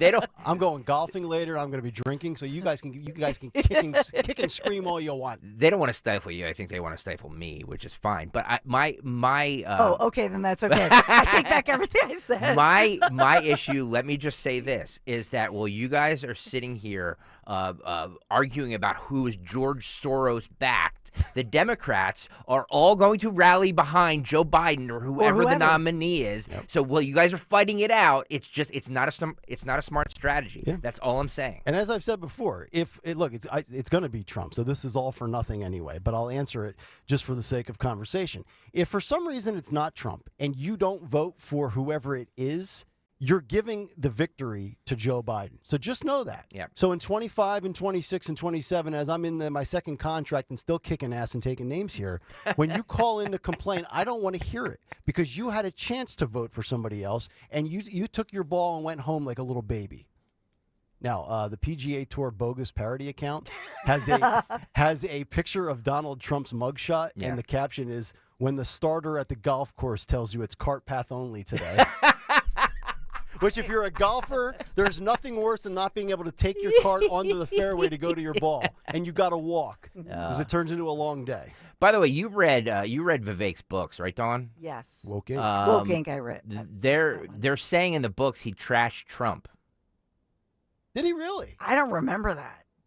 I'll go back and look at it. JR on the YouTube chat. I did not. I don't remember that. Nor will I ever read it because I don't care. That's why this is where Christie and Pence dropped the ball. They should have pulled that out on Wednesday night to get some points. Well, Chris Christie did say. Oh, did he? Remember he said I read your books and you're being contradictory. Okay. I don't remember that. Maybe I just blocked that out. But I'll go back and that's my weekend assignment. I will go back and look. Okay. I don't remember in Woke. The only one I read was Woke Inc. All right. Maybe I'll read that in September. One more, and then we're way over for Dawn. I know we've been commercial free for an hour and 20 minutes. I'm sorry. Look, I'm the program director. I should rein the show in more, but I'm the one who keeps it going. Let me check our Nielsen. Bubba45 says, I don't disagree, Greg and Nick, but then we are just as sheepish as the Dems. Vote blue no matter who. I hate that philosophy. Mm-hmm. Okay. And that's the thing with Republicans and conservatives.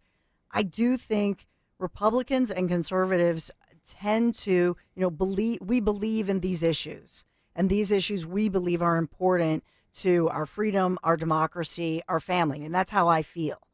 And so I do believe for the leadership of the Democrats, it's win against anything else, all odds. Yep.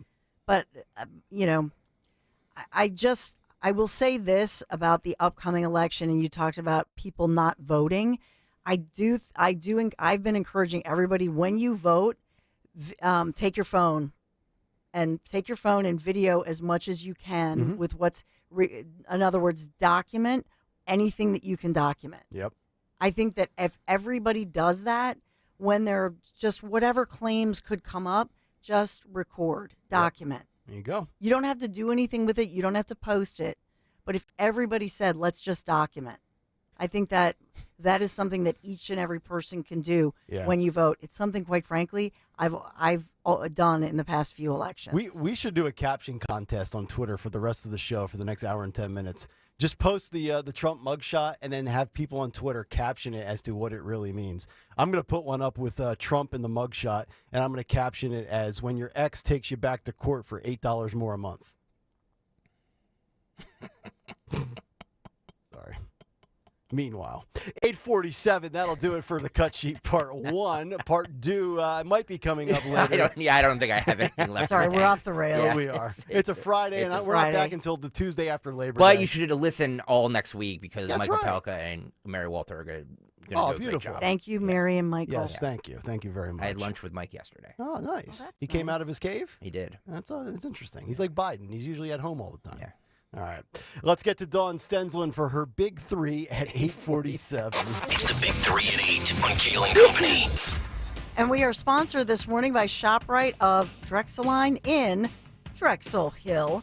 So let's look at it. The number one in the Big 3 has to be DJT, first former U.S. president in our history to have a mugshot taken when he was placed under arrest, Fulton County Jail in Georgia yesterday, booked inmate number PO 11-35-809 after surrendering on those charges. This all having being related to the Georgia 2020 election, and as well Republicans announcing they are investigating the prosecutor in that case, who they say is fundraising off of this case. Number 2, it's shrinking. Talking about the value of the U.S. dollar. Dollar Tree, whose CEO blamed thieves for a surprisingly large drop in gross profit margin, falling to 29.8% last quarter. A year ago, it was nearly 33%. Why? Why for these inventory losses? Well, they're blamed mostly on theft and damages. So thieves and vandals. So now the latest is they're saying Dollar Tree may be taking drastic actions, such as locking up their items at the Dollar Tree. At the Dollar Tree. How about that one? I was actually in a Dollar Tree last fall because I was working for my in-laws at their concession, and they needed a bunch of they were catering a high school football game with the concession stand, and they sent me to buy a bunch of different candy. And I walked out of there with $87 worth of candy from the dollar store. And that, by the way, have you ever been in one of those places? It's a complete madhouse. Yes, so true. We also have hundreds of Wells Fargo's customers reporting issues with the bank's systems yesterday, with problems ranging from transferring funds to declining ATM cards. It's the second major technical issue impacting the bank this month, and some customers noticed their direct deposits disappeared from their accounts. So I don't have an explanation, but this is all being looked at, and it has gone viral. Number 3, mortgage rates. We need to talk about the fact that this is another kitchen table issue if you have a kitchen table or a home, because if you're trying to buy a home right now, it's good luck with that. Mortgage interest rates soaring to 7.23% this week, highest level since 2001. 30-year fixed rate a year ago, 5.55%, and mortgage rates spiking during the Fed's historic inflation curbing campaign, sending home affordability to the worst level since 1984. Wow. The year I was born. Yes. All right, it's got to come full circle. See? And then, so buying a home right now more expensive than renting because of all the added cost of financing the mortgage, rising home prices, and then, of course, historically low inventory. Okay. So those are, I put a lot of financial issues in there because I actually switched it around because Greg had RFK saying we don't talk enough about the economy. Yeah. So we do need to talk about it. We do. Well, and it's depressing. That point that he made about the economy, he is like the first question in the GOP debate was, I mean, they Yes. brought in that song, but it was about the economy. Correct. My whole big take was on Vivek, Ron, and Chris Christie's answers to the economy question. Yeah. Yeah. So we are sponsored by ShopRite of Drexeline in Drexel Hill, the brand new ShopRite of Drexeline opening Friday, September 1st, 9 a.m. in Drexel Hill with incredible sales. This is Delco, so savings, special gift for the first 100 shoppers, so you don't want to miss it. It's a brand new ShopRite, Drexeline. It's 5000 State Road there, right in Drexel Hill, opening Friday, September 1st, 9 a.m. ShopRite of Drexeline in Drexel Hill. Thank you. Congratulations, and thank you for being our sponsor, Big Three. All right, Dawn, thank you very much. As we wrap up the 8 o'clock hour, I just saw the New York Post tweeted this 3 hours ago. Speaking of GOP primary candidates, Vivek Ramaswamy is worth $950 million. I haven't read the story or clicked on it. It's just a picture of him sitting on a pile of cash. And they give you the story about how he became rich. And I know, Dawn, you've mentioned, the businesses and the medical background and, multiple billion-dollar companies or whatever. But I'm going to check that out during the break. He's just sitting there on a big pile of cash. At such a young age, too. It's I know. Like, it's crazy. It's like I'm almost the same. I'm a year or two older than Vivek. I might have to approach him about hey, how do you get to that level, man? I'm trying to get there. 855-839-1210 is the number. Let me wrap up the hour. Ed's been on hold for since Wednesday afternoon. He's in Delran. Ed, give us your thoughts on why you're still riding with Trump. You go ahead, sir. Well, the biggest reason right now is he was not only one of the greatest presidents we ever had, next to Ronald Reagan, of course, but I also cannot stand and never thought I'd live to see the day where we are in a country with such miscarriage of justice when you got the Obamas, the Clintons, and Biden of the worst case of all, with the corruption that he's involved in is pathetically sad to me, and it makes me utterly mad. I could spit bullets. And you know what else, too, being self-employed since 1986? The sickening part is I'm squished in an economy by Joe Bite Me and Phil Meathead Murphy. Oh. So where's Central Jersey for you in your eyes? Oh, well, I'm just telling you right now, the endless regulation that this guy puts on business, more insurance, more freaking regulation. Every time that the year would change with these guys in office, you get letters from the township. The state mandates this and the state mandates that. Man, if I had to start a business today, I wouldn't be able to do it. Yep. It would be impossible. Yep. No, Ed, you're exactly right. I think a lot of small business owners feel the same way, that there's no way they could get the start that they had 25, 30, 40 years ago. We appreciate the call. Ed was literally on the hold since Wednesday at 3 p.m. I just figured we had to get to him. I didn't know if my screener was frozen or not. All right, 855-839-1210. We'll come back. Big final hour is on the way. CNN is struggling, so what are they going to do? They're going to hire somebody from the New York Times. Oh, cool. That makes a lot of sense. And also, Jennifer Aniston says she's so over cancel culture. We'll get to that. Final hour, Kayal and Company, coming up next. Hi, this is Dom Giordano. Do you feel like you're always looking for another energy boost? Then try Rescue Orosine from Rescue Natural Supplements. As we age, our bodies don't tend to produce enough natural fuel to get rid of that stubborn feeling of fatigue. Well, Rescue Orosine provides just that. Orosine helps by boosting energy production at the cellular level while also supporting a healthy heart and blood pressure. Right now, our exclusive radio listeners can buy one bottle of Orosine, get another one free. Just use the code FUEL when placing your order. Call today, 800-26-ALIVE, 800-262-5483. Speak to a knowledgeable product consultant or use the code online when you visit res-q.com. That's res-q.com. Make sure you mention the code FUEL, F-U-E-L, when you call, or use the code at the online checkout. Again, use the code FUEL when buying a single bottle of Orosine to receive a second bottle free. You're out of breath, have a constant dry cough that won't go away. It could be interstitial lung disease. ILD is rare, but it's serious. It can be the fight of your life. And you can't face the fight of your life if you don't know you're in it. Ask your doctor. Find a pulmonologist. Get answers. There's hope. There's help. But don't wait.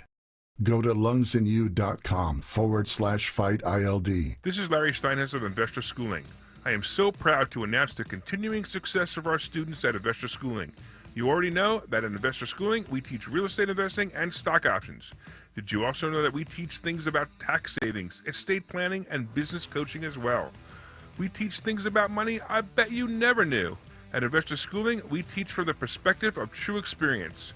If you want to see what our students think about Investor Schooling, please check out the over 160 5-star Google reviews. To find out more about how you can change your financial life, go to investorschooling.com or call 866-424-2829. That's 866-424-2829, and you can attend a complimentary class this Thursday at 7 p.m. Attend that class and see for yourself what Investor Schooling is all about. Go to investorschooling.com or call 866-424-2829. That's 866-424-2829. We can't wait to see you this Thursday. Hi, this is Dom Giordano. It's back to school time. You need to call Kathy Ganna in New Hope Academy. Does your child or grandchild need more of a challenge? Now's the time to make the call to Kathy Ganna in New Hope Academy in Yardley and Doylestown, 800-300-0003. Let New Hope Academy transform your child's life forever by helping them now. For over 3 decades, New Hope Academy founder Kathy Ganna, pioneering educator and entrepreneur who created the NHA model, has been utilizing state-of-the-art solutions to uncover ways where your child could avoid struggling and succeed. At New Hope Academy, there's a student-teacher ratio of just 2 to 1, allowing for students to deal with many disorders, including high anxiety, social and emotional, bipolar. Do not wait. Remember, only the best teachers can work at NHA. Call for a no-obligation tour and consultation. 90% of NHA graduates pursue a college education. Call Kathy today, 800-300-0003, or online, newhopeacademy.net, 800-300-0003. More than 80 million Americans depend on AM radio each month for news, weather, and emergency information. A new bill in Congress would make sure AM radio remains in cars, because when cell and internet services are down, this free service could be your only lifeline. Text AM to 52886 and tell Congress to support the AM Radio for Every Vehicle Act. Message and data rates may apply. You may receive up to 4 messages a month, and you may text STOP to stop. This message furnished by the National Association of Broadcasters. Volvo Finance, in concert with Cherry Hill Volvo, is offering lease and cash bonuses up to $2,500. Purchase or lease a new XC40 or XC90 through Volvo Finance and through Cherry Hill Volvo and receive this additional bonus along with the aggressive pricing already posted on our Cherry Hill Volvo website. This is a special offer and it is not to be missed. Volvo Finance and Cherry Hill Volvo and you, a perfect partnership. WPHT, WPHT HD, WOGL HD3 Philadelphia. From the Cherry Hill Volvo Studios, where relationships matter.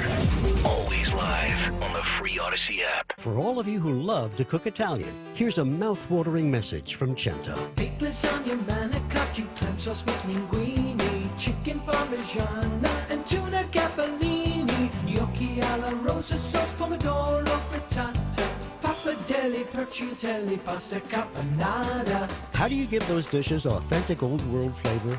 Authentic Italian cooking begins with Cento. Cento, for taste that sings. Cento, trust your family with our family. O'Reilly Auto Parts Loaner Tool Program has more than 80 specialty loaner tools available to help you with your next repair. Refundable deposit required. Stop by O'Reilly Auto Parts today. Follow Talk Radio 1210 on Instagram and Facebook at 1210 WPHT.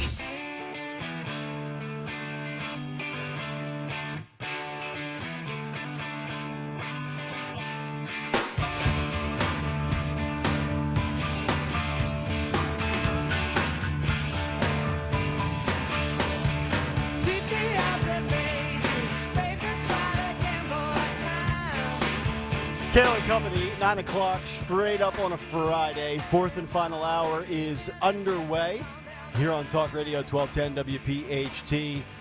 Nick, Dawn, Greg, Daniel, and Anthony. 855-839-1210, the phone number. Social media at 1210 WPHT. Of course, you can stream us for free on the Odyssey app or watch us live on YouTube. YouTube.com/@1210 WPHT. Final push before Labor Day, Mr. Stocker. Are we where we need to be for subscriptions, likes, comments, and all that stuff? We're never where we need to be. Okay. So let me just pull up the. Sorry, it's gonna be our last request for the month of August. I know. I had to take a break from the YouTube chat because it just got way too hateful. These are animals. These are animals we're raising here. The beauty for me of it is I go full screen. Yeah. So I don't see the comments. I just see our pictures. Yeah, it's good. In the fourth box. I don't have it up. Yeah, you're smart. Sorry. I'm the only one who. Look at the news. Actually, I'm the only one who should have it up. And That's a good. Well, Valdez too. Yeah. We're at 161 likes. So if you're watching right now, please hit the like button. 4,352 subscribers. Okay. Yeah, let's try and get to 4,360. Okay. So if you're listening right now, please hit the subscribe button. YouTube.com/@1210WPHT. Hit the subscribe button. It's amazing. It's just like the response. And look, I'm not. We're not snowflakes here. No. People criticize the show. People want to comment. We read everything. We all have thick skins here. Yeah. We read hate mail. It just so happens I haven't gotten any in a while. So and as Vivek says, at the end of the day, they're all my Republican colleagues. We're just having a debate here. That's all we're doing. But yeah, you can watch along, comment along with the show, which a ton of people do. Yeah. And we might read one of your comments. We read a lot of them. That's correct. Yeah. So YouTube.com/@1210WPHT. Let's try and get to 200 likes too. Yes. We're like 30 away. Yeah. 30 some away. 34 away. So please hit the like button so we can get to 200. All right. Morning Mystery Movie Clip coming up in about 17 minutes. Your chance to win the final the final 4-pack of Reading Phillies tickets coming up on Sunday, September 3rd. So a little baseball for the Labor Day weekend for you and the family. And also, what's on the cut sheet, what's on tap for Dawn, and who on Twitter today still on the way. By the way, Jane on YouTube or on Twitter, excuse me, I have YouTube on the brain, says everyone needs to save their energy for next year because we have a lot. We have a long way to go until November. Yeah, that's well said. Yeah. Yes. I mean, imagine even now that we're still in summer. I wonder even by January where things will have changed. Oh, I know. It's going to be very interesting. And I'm going to save my energy because after today, you're not going to hear from me until September 6th. So how about that? A couple of things to get to here in the final hour. CNN in the news, the New York Times, Jennifer Aniston, and also the Biden's new alcohol czar. And no, that's not me. What? An alcohol czar? Yeah, let me just get to it right now, actually, because it's actually like a wine tasting? No, not even that. Oh. This is of all the things that I dislike about this administration. This story really gets to me as somebody that enjoys a cocktail. Biden's alcohol czar warns Americans could soon be told. See, this is where you lose me. Told. We're not gonna. It's not optional. It's a mandate, but this is not really a mandate. But the headline is Biden's alcohol czar warns Americans could soon be told to limit themselves to just 2 beers per week under strict new booze guidelines. Can you imagine drinking just 2 beers a week? How miserable your life would be. I drink 0 beers a week. Yeah. Americans could be urged by officials to drink no more than 2 beers a week as part of strict new alcohol guidelines. Biden's health czar told DailyMail.com the USDA could revise its alcohol advice to match Canada's. So, we're going to do what Trudeau does, which I will not adhere to, where people are advised to have just 2 drinks per week. Dr. George Koob, who admits enjoying a couple of glasses of Chardonnay a week, said he was watching Canada's big experiment with interest. If there's health benefits, quote, I think people will start to reevaluate where we're at in the U.S., he told DailyMail.com. Current U.S. recommendations say that women can have up to 1 bottle of beer, which seems sexist, small glass of wine, or a shot of a spirit a day, while men can have 2. But those guidelines are up for review in the year 2025.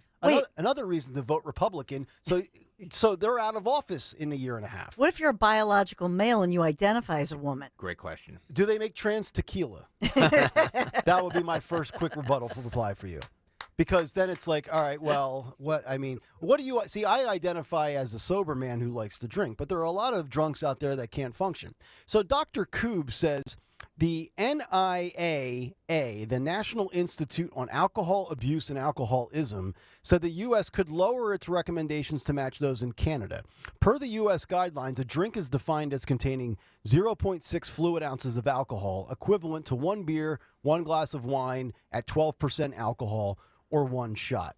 But here's on a serious level, and just to kind of bring up the other side, how many times on this show have we mentioned a story where a study revealed that, X amount of wine is good for you to prevent heart issues, or alcohol can limit all these other little small studies that show the benefits of a drink versus and we know what the detriment, but here's my thing.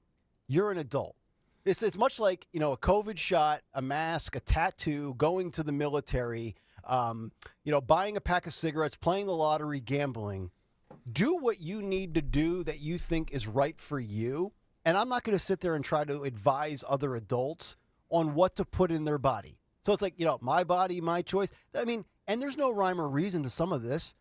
There's some people that smoke 2.5 packs of cigarettes a day for 35 years. They live to be 86. They get their lungs checked, and their lungs are perfectly fine. There are others that smoke and die at 61. There are some that drink and die at 40. There's others that have a glass of wine for half a century every day, and they live to be 92.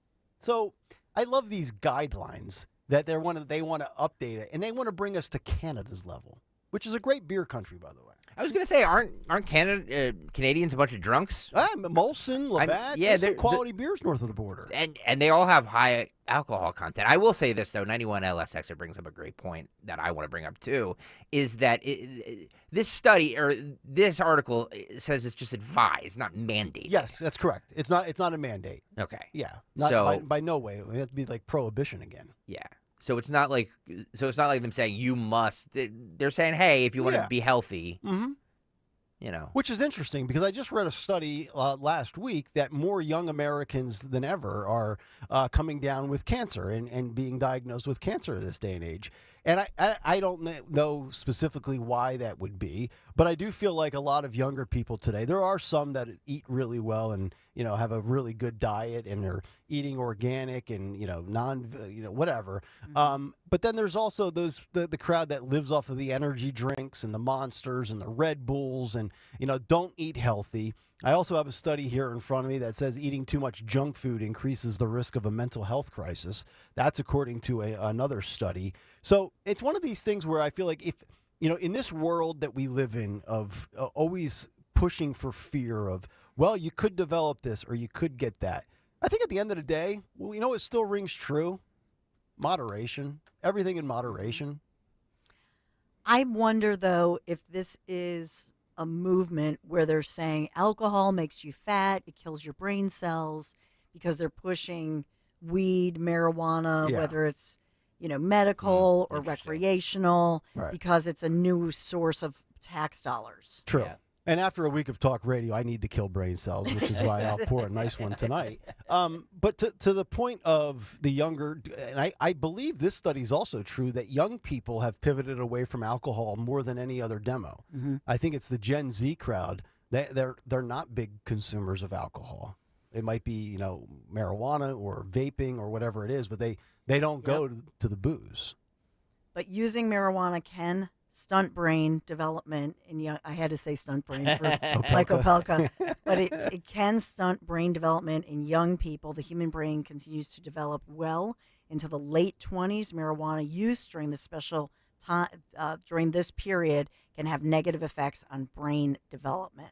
Okay. So there are studies, but I was looking up weed impacting, killing brain cells, because they tell you alcohol kills brain cells, and they keep saying there are no conclusive studies that weed actually kills brain cells like alcohol. Stop. You're living proof of that. Well, then I'd like to refute that study. I mean, it's a ridiculous. Yeah, of course, if you're a stoner, you're just all day, all night, just smokes weed and just of course. Of course, if you eat too much red meat, of course that's not good for you. Yeah, if you eat too many carbs, of course that's bad for you. Yeah, that whole like caricature of the stoner, just bro, it's like that's not. Yeah, it's not how it works. And speaking of carbs, it is Cheat Day Pizza Friday, so it'll be going down today. I'll post a picture, and then I'll be off Twitter. Do you like the brick oven pizza? What I really want to do is I really want to have a Zioli pie. I mean, because he will always comment on my pizza posts, and I'm at the point now where I just feel like I need to take the trek into South Jersey, not Central Jersey, and have a Zioli handmade brick oven or whatever coal-fired pizza. Yum. You guys have had it, right? Nope. Really? Nope. You've been around him for a decade. You haven't had a pizza yet? Well, we've had pizza with him, but not his. Yeah. Well, when did he get the specialty Italian brick oven? When he was like when he was on vacation. It was like right before COVID or something. That's part of it. Oh, COVID a big factor for sure. All right, last story before we get to our morning mystery movie clip. When you're struggling, I don't know that you want to go and pilfer away people or former people that worked at another struggling entity. It seems like if the Titanic is going down, you don't want to put more weight on top of the ship. But CNN is apparently eyeing a former New York Times CEO for a similar role. We know CNN has been on the struggle bus for a couple of years now, but the 66-year-old is viewed as a leading candidate by Warner Brothers Discovery CEO David Zaslav due to his experience as a, quote, television turnaround artist. After the June departure of President and CEO Chris Licht that we talked about on this show, CNN has been without a sole leader, and that could be changing. Former New York Times and BBC CEO Mark Thompson is on the short list of candidates to replace Licht, according to a report from Semaphor's Ben Smith. Now, I find this interesting because the New York Times has been losing subscribers and subscriptions and readers for many, many years now. We know they are super, super left, and the market for that continues to shrink by the day. So if you're CNN and you're trying to reestablish yourself and recreate an identity or go back to the, quote, glory days, I don't know that you want to go to a guy from the New York Times who was with the company up until 2020. Now, and I say that because in the latest New York Times article, now this has nothing to do with the old CEO, but it's still the same nonsense. And Greg sent us this story a few days ago, and I've been sitting on it. The New York Times published an op-ed piece that claims elections are bad for democracy. This is funny. So it's fascinating to me. So everybody's a threat to democracy. Trump's a threat to democracy. Republicans are a threat to democracy, so forth and so on. Yet the left, which pushes that narrative, now will publish an op-ed piece that says elections, which, you know, really is kind of like the heart of democracy, let the people choose, is bad for democracy. They published this essay on Monday suggesting that American democracy will be better off if voters were spared from the daunting task of using their free will and God-given rights to select the candidate of their choosing. Instead, the writer, Adam Grant, a so-called organizational psychologist at the University of Penn Wharton, so right here in Philadelphia, suggested that the fundamental choice characterizing the democracy in the American constitutional republic should be thrown out. While the paper has since changed the title of its essay from "Elections are bad for democracy" to "The worst people run for office, it's time for a better way," Grant's solution to the apparent problem of American make sure I say this right. Kakistocr.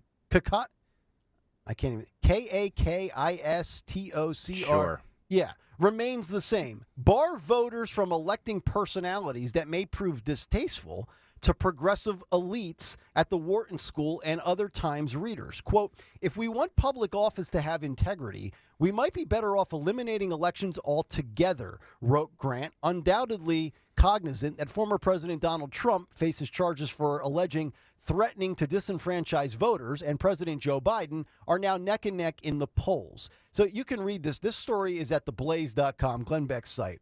But if you're so we've got CNN struggling. They're about to go to a guy that used to run the New York Times, who's no longer there, and the New York Times is writing articles essentially trying to argue that we need a better system in fear of, we're not getting the best people, we're just electing personalities. Donald Trump is the first ever to pull off what he pulled off. And in my opinion, we won't see that really ever again. We might see somebody who is, quote, an outsider, but I don't think you're ever going to have the accomplished celebrity pop culture sensation be president. Like, we've seen these polls and these odds. Hey, The Rock is 100-1. Oprah Winfrey, 75-1. On down the list of people that you think, oh, man, imagine what it would be like if they ran for office. I don't think you're ever going to see that again in this lifetime. But I just find it interesting that we're going to have a once proud network resorting to where they're going to go from a newspaper that's publishing. Could you imagine if this was published in the Washington Beacon? Yeah. Or the Washington Examiner?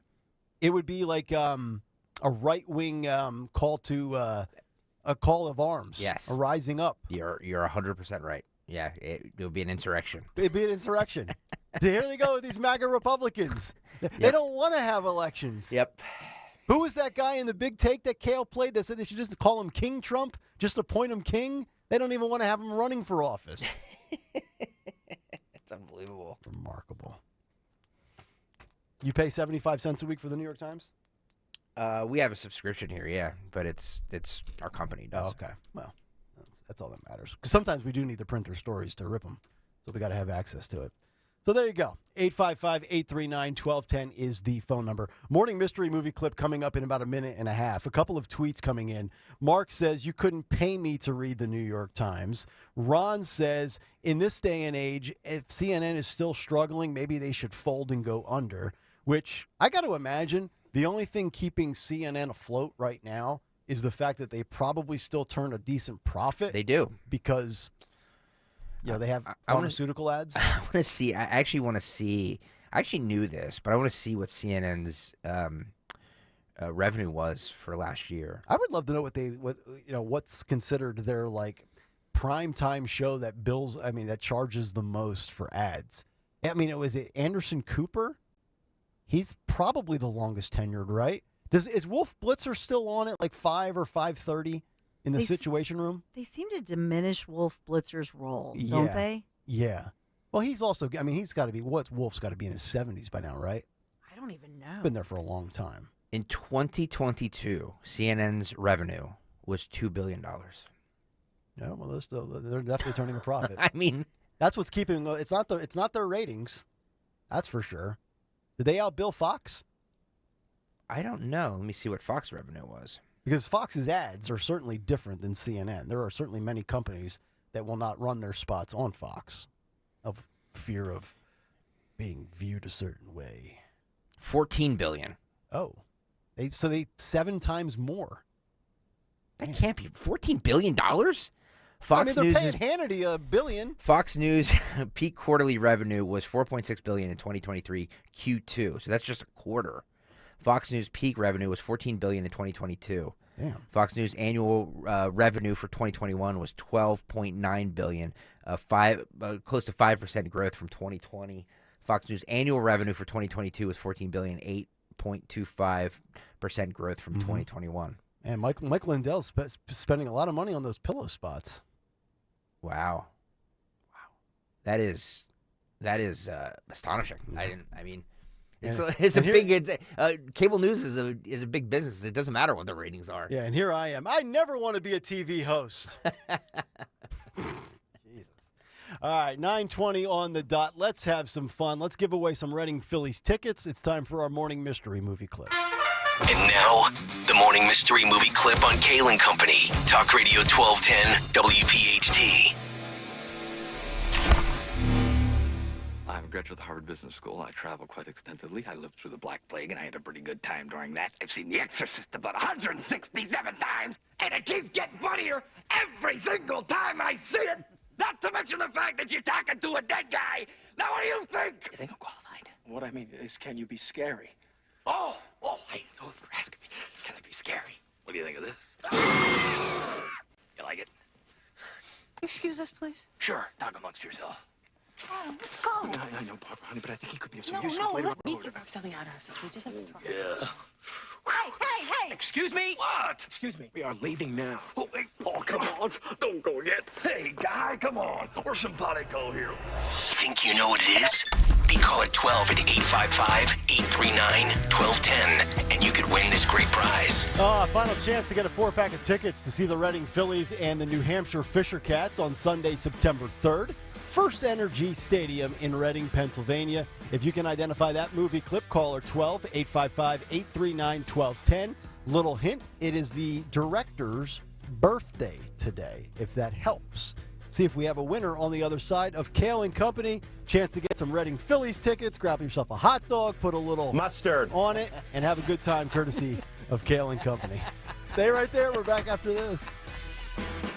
Summer is heading into the home stretch, and that means it's time for back-to-school everything, like after-school activities, going to football and soccer games. You know the drill. United Tire is here to help you save big and get your vehicle ready for all the running around you'll be doing. Now through September 12th, save up to $110 on a set of 4 Michelin tires. United Tire is locally owned, so the owners are on site to help you make the best choices every time. For great savings and better service, drive United and go to UnitedTire.com. Prescriptions require an online consultation with a healthcare provider who will determine if appropriate. Restrictions apply. See website for details and important safety information. Subscription required. Price varies based on product and subscription plan. Hey guys, did you know there's a generic form of Viagra that works just the same, but is 95% cheaper? And you can get it online? Just go to 4hims.com/joy. Through Hims, you'll get a free medical consultation, discreet shipping if prescribed, a 100% online process, and trusted generic alternatives to the name brands at up to 95% off. That's right, get generic for Viagra, the same active ingredient as brand name Viagra, but for 95% less. It's the same medication, still prescribed by a licensed medical provider, but with zero copay, no expensive appointments, and no awkward face-to-face conversations. To start your free online visit, you need to go to this exclusive address, 4hims.com/joy. That's 4hims.com/joy for your free online visit. FORHIMS.com/JOY. Wells Fargo gives you access to direct deposit funds up to 2 days early. Plus, if you look at the X and Y axes... What if everything came 2 days early? Like the weekend. Well, that was a pleasant surprise. You can't get everything early, but when it comes to direct deposits, you can with Wells Fargo. Visit wellsfargo.com/get-early to learn more. Terms and conditions apply. Not all direct deposits are eligible. Early availability is not guaranteed and may vary between deposits from the same payer. Wells Fargo Bank N.A., member FDIC. See Joe Conklin with the City Rhythm Orchestra at the Miller Center in Reading, PA, and Springfield High School in Delaware County. Oh my goodness, it was absolutely wonderful. All the voices and the singing. I mean, he could just imitate anyone, any sound. Excellent. Oh my goodness. It was just too hilarious. Too hilarious. It's Conklin and City Rhythm at the Miller Center in Reading on Wednesday, October 18th, and at Springfield High School in Delaware County, Saturday, November 11th. For tickets, go to joeconklin.com. joeconklin.com. Hey, it's Jesse Kelly. When a restaurant closes, my reaction is, that sucks. They had good steak. When regional banks close, or 3 of them close overnight, it freaks me out. This is why I have my own personal gold reserve. It's part of my personal protection plan. Call my friends at Oxford Gold Group. Call 833-404-GOLD. 833-404-GOLD. That's 833-404-GOLD. Attorney CPA Joe Cordell. Business owners and professionals face special challenges in divorce court. They have to contend with allegations that they are earning more than they are, coupled with claims on their business or practice itself. Clients with assets depend on their divorce lawyer's skills in these matters. Offices in Philadelphia, Radnor, and Allentown, Pennsylvania, and Mount Laurel, New Jersey. Joseph Cordell, licensed in Missouri and Illinois only. Michelle Ferrari, licensed in New Jersey and Pennsylvania. Online at CordellCordell.com. Happy 62nd birthday, Granddad. Thanks, sweetheart. I got you this. A mug. Oh, thank you. What does it say? Beware. If you are 60 or older, you may be at increased risk of hospitalization from RSV. respiratory syncytial virus, compared to adults younger than 60. Not all dangers come with warning labels. Talk to your pharmacist or doctor about getting vaccinated against RSV today. Learn more at bewareofrsv.com. Brought to you by Pfizer. The Dudette Dental Group is the official dentist for the Philadelphia Eagles and would love to care for you. The Eagles trust Dr. D and his team, and you can too. With 30 area locations, the Dudette Dental Group provides specialized care like dental implants, root canal therapy, fillings, and more. During the off-season, take care of your smile and get ready to cheer on our team. Dudette Dental Group accepts all major dental insurances and has pre-season specials on whitening and cosmetic dentistry. Visit PhiladelphiaEaglesDentist.com. Jalen, over here! Harley, use your hands. Why do you throw so hard, man? That hurts. Hurts? Not as much as old Windows hurts your energy bills. Or hurts your home value. Or hurts your wallet by paying too much. Take it from Hertz and avoid the hurts. Call Window Nation. And catch this great deal. Get 50% off every style window, plus pay nothing for 2 full years. It never hurts to have the very best on your team. Call Window Nation today. 866-90-NATION or windownation.com. Call now! Hi, I'm Rachel, and I have a serious heart condition called hypertrophic cardiomyopathy, or HCM. Some symptoms include being short of breath, feeling tired, or having dizziness or chest pain. I still had symptoms on my beta blocker, so I asked my cardiologist about any treatment advances. It was a breakthrough for me. That's why I'm working with Bristol Myers Squibb to raise awareness about HCM and to help others like me. Talk to your cardiologist today. You may be glad you did. Sponsored by Bristol Myers Squibb. So, ticks are in season, and many carry diseases. They can be in fields and fairways, at picnics and parks, backyards and baseball fields. If you're spending time outdoors, always protect, check, and remove if you find one. For more information on how to keep you, your family, and your pets safe, visit health.pa.gov/ticks. Paid for with Pennsylvania taxpayer dollars. This is Matt Spiegel of 670 The Score in Chicago, and my podcast, The PBP, Voices of Baseball, is all about the art and craft of play-by-play. Catch up on episodes with Joe Davis, Joe Buck, and many more. Then something crazy happened along the way. I did a weekend of Cubs-Cardinals on the radio, so now conversations are enriched with feedback and advice from Jason Benetti, Boog Shambi, and others to come. The PBP, Voices of Baseball. I bring you the people who bring you the game. Listen on the Odyssey app or wherever you get your podcast. This is Larry Steinhaus of Investor Schooling. I am so proud to announce the continuing success of our students at Investor Schooling. You already know that at Investor Schooling, we teach real estate investing and stock options. Did you also know that we teach things about tax savings, estate planning, and business coaching as well? We teach things about money I bet you never knew. At Investor Schooling, we teach from the perspective of true experience. If you want to see what our students think about Investor Schooling, please check out the over 160 5-star Google reviews. To find out more about how you can change your financial life, go to investorschooling.com or call 866-424-2829. That's 866-424-2829, and you can attend a complimentary class this Thursday at 7 p.m. Attend that class and see for yourself what Investor Schooling is all about. Go to investorschooling.com or call 866-424-2829. That's 866-424-2829. We can't wait to see you this Thursday. On your drive home, you can make the one decision that can change your day. You can choose taste. You can choose quality. You can choose Captain Chucky's Crab Cake Company. Made fresh daily. We love crabcakes.com. From Broomall to Brookhaven, follow 1210 WPHT on the free Odyssey app. Download it now.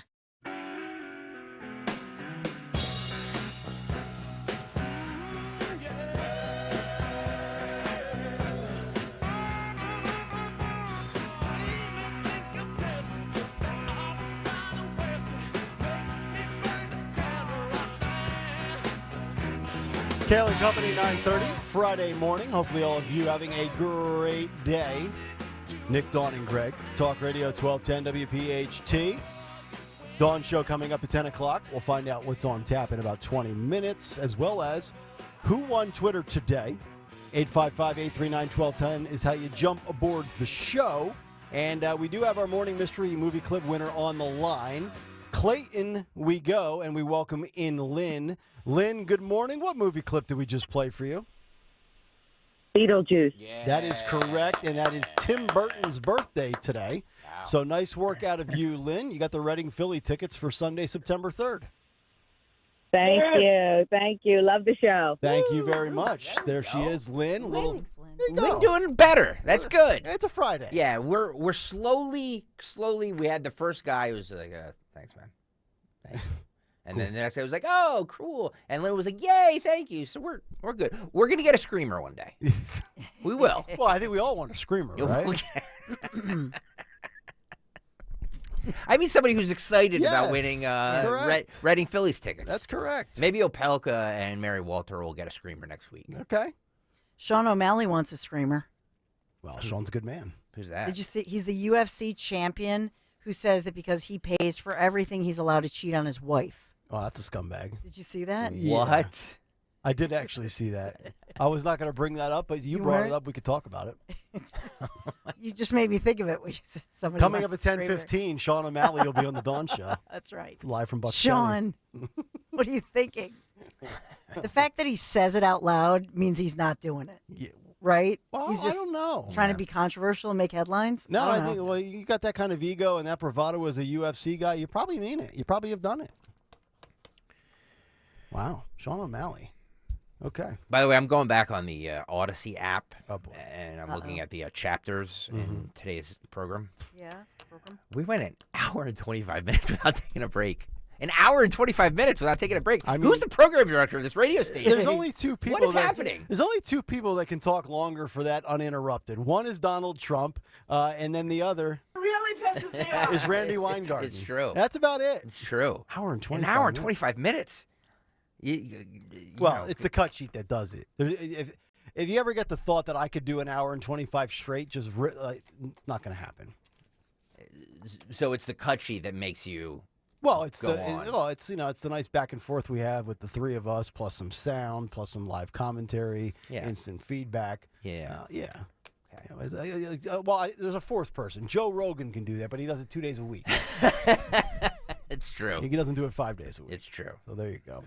All right, final story of the week. We had a little bit in Hollywood with the return of mask mandates at Lionsgate Entertainment. But from mask absurdity to cancel culture, back to Hollywood we go. Jennifer Aniston, from Friends and all sorts of other great movies, or at least movies that have sold a lot at the box office, says she is now officially so over cancel culture, wondering if there's no redemption, which is something I've always pointed out. So you make a mistake, you get canceled. You're supposed to live with that forever. You don't get a chance, at a second shot or a third shot. But the Friends star made the comments during an interview with Wall Street Journal magazine, saying the following, quote, "I'm so over cancel culture. I probably just got canceled by saying that," said Aniston. "I just don't understand what it means," she added. "Is there no redemption? I don't know.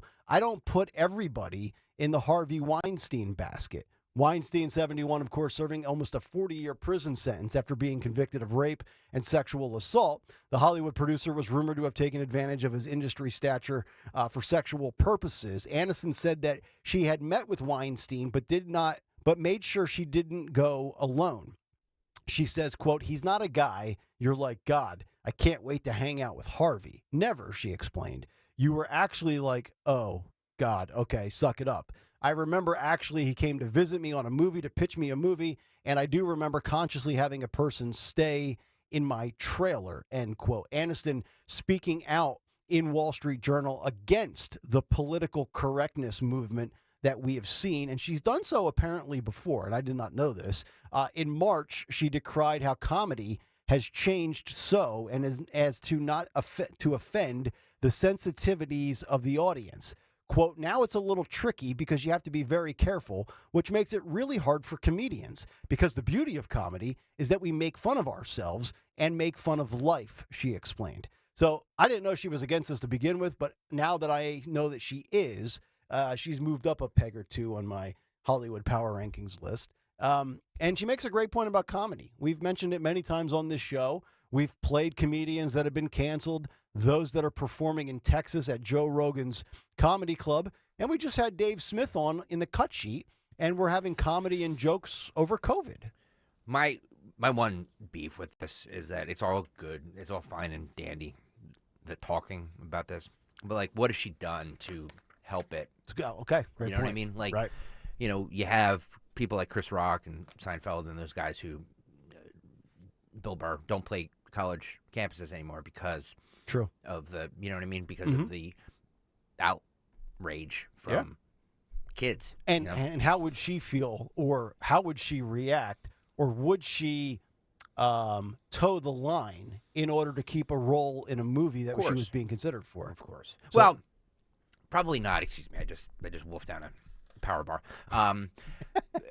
Apparently, like, she's made enough money in her career. I mean, just Friends alone, she could retire. Yeah. You know what I mean? Who So, like, hasn't? she doesn't need to. And that's the thing. When you're in this situation and you're safe and you don't need the next movie to put food on the table. Good point.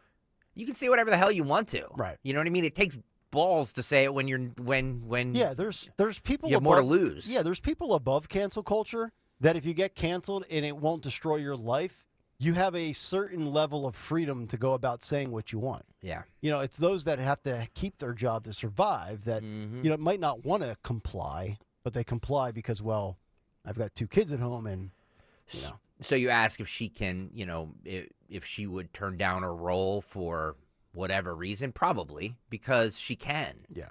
But if this was Jennifer Aniston in 1993, before Friends came out, the answer would be 100% no. Right. It's a good point. All right, 9:38 Friday morning. Let's get to what I believe now will be the final What's on the Cut Sheet part due of the summer, at least for the month of August. Let's see what soccer has in store. What's I think they'll do it next week. won't they? Well, last one for me. You have to keep saying this. Like, people aren't just going to tune off the radio next week, Nick. Our job is to keep people listening. Yes, listen to Stunt Brain, listen to Mary Walter, not Walters, and they're going to do a just fine job. Daniel, are you guys planning on doing What's on the Cut Sheet next week? I assume so, right? No, boss. I guess so. Yeah, and if you're among the haters who was hating on us today, then show your love for others and tune in next week. That's right. Thank you. I will 'Cause not be everybody loves. No, go ahead. Everybody loves Mary. I will not be waking up until at least like 9:15 for the next 10 days. Yeah, but then if you do that, by Tuesday morning, you're going to be tired, so let's not do this, okay? I'm going to be yawning. We'll be waking you up. God. What's on the Cut Sheet Part 2 is sponsored by ShopRite of Drexel Line in Drexel Hill.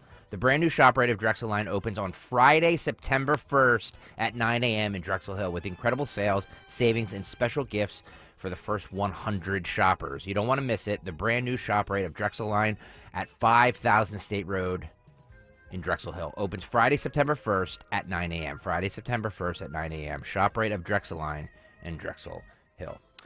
All right, let's get to what was happening while we were gab-festing this morning, Nick Kayal. Don Stenzelin, Nikki Haley went on Good Morning America this morning. You also mentioned Good Morning America, something else. I did. Been doing something else this morning.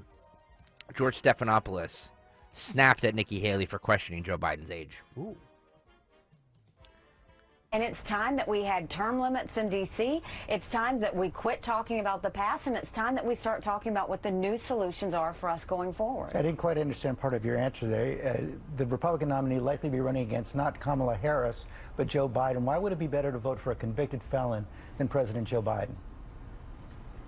Well, you're assuming that he's Wow. convicted, and Wow, you're he assuming didn't, he's going to he be... didn't even, like, what happened to innocent before proven guilty? The journalist in him just went out the window. Of course it did. Holy crap. Of course.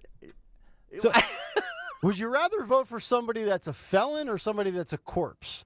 Was he ever a journalist? No, Worked of in the course. Clinton administration. Of course not. Of course not. I'm just saying, that's why Zealy calls him the unbiased journalist. But it's. I mean, like, I understand you got your bias, but you can't show it. But also, Stephanopoulos, from a legal standpoint, you think it's some sort of certainty that Donald Trump's? I mean, to explain how it works, you're going to have to get all 12 people to believe he's guilty beyond a reasonable doubt. That's not an easy task, by the way. Let me just say this, though. What they're referring to, and she did this the other night, too. She keeps referring to when we run against President Kamala Harris. She's doing that for a reason. Of course. Because Joe Biden will be 117 Yeah. when we, you know what I mean? So, like, it is going to be, if Joe Biden is running and he's the nominee, you're voting for President Kamala Harris. She's just stating a fact. That's all she's doing. Excuse me. All right, I'm going to start that clip over because I was stunned to hear that.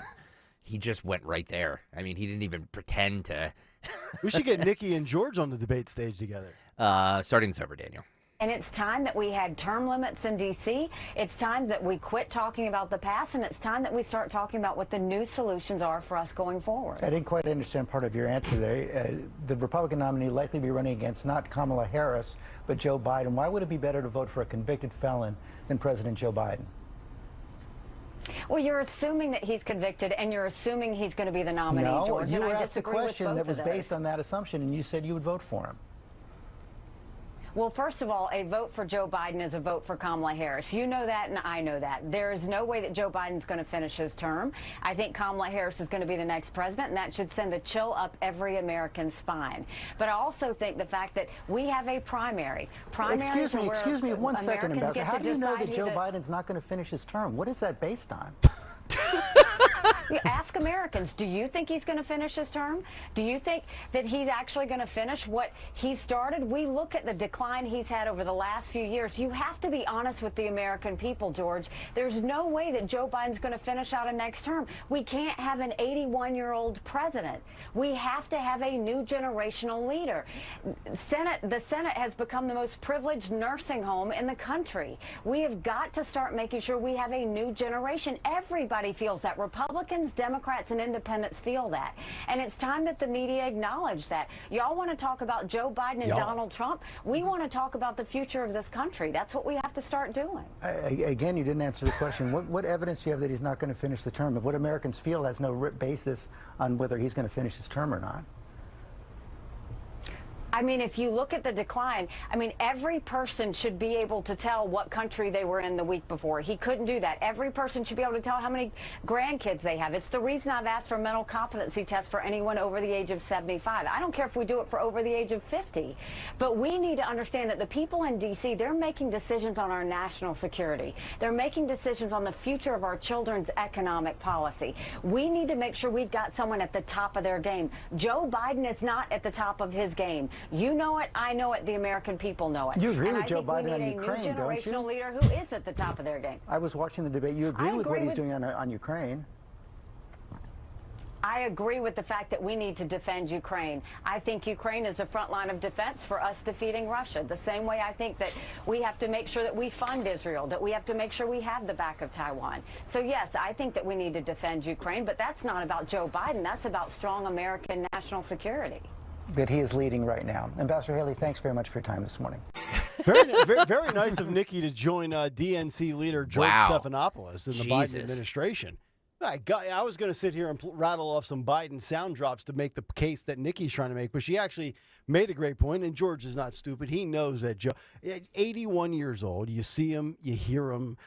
He didn't want to get in the way in Maui. He waited 6 days to bring a spy balloon down. He falls asleep with President Herzog of Israel. He was dozing off again. We're just in Maui at that latest function. Yes. You know, falling up steps, down steps, over sandbags, around him.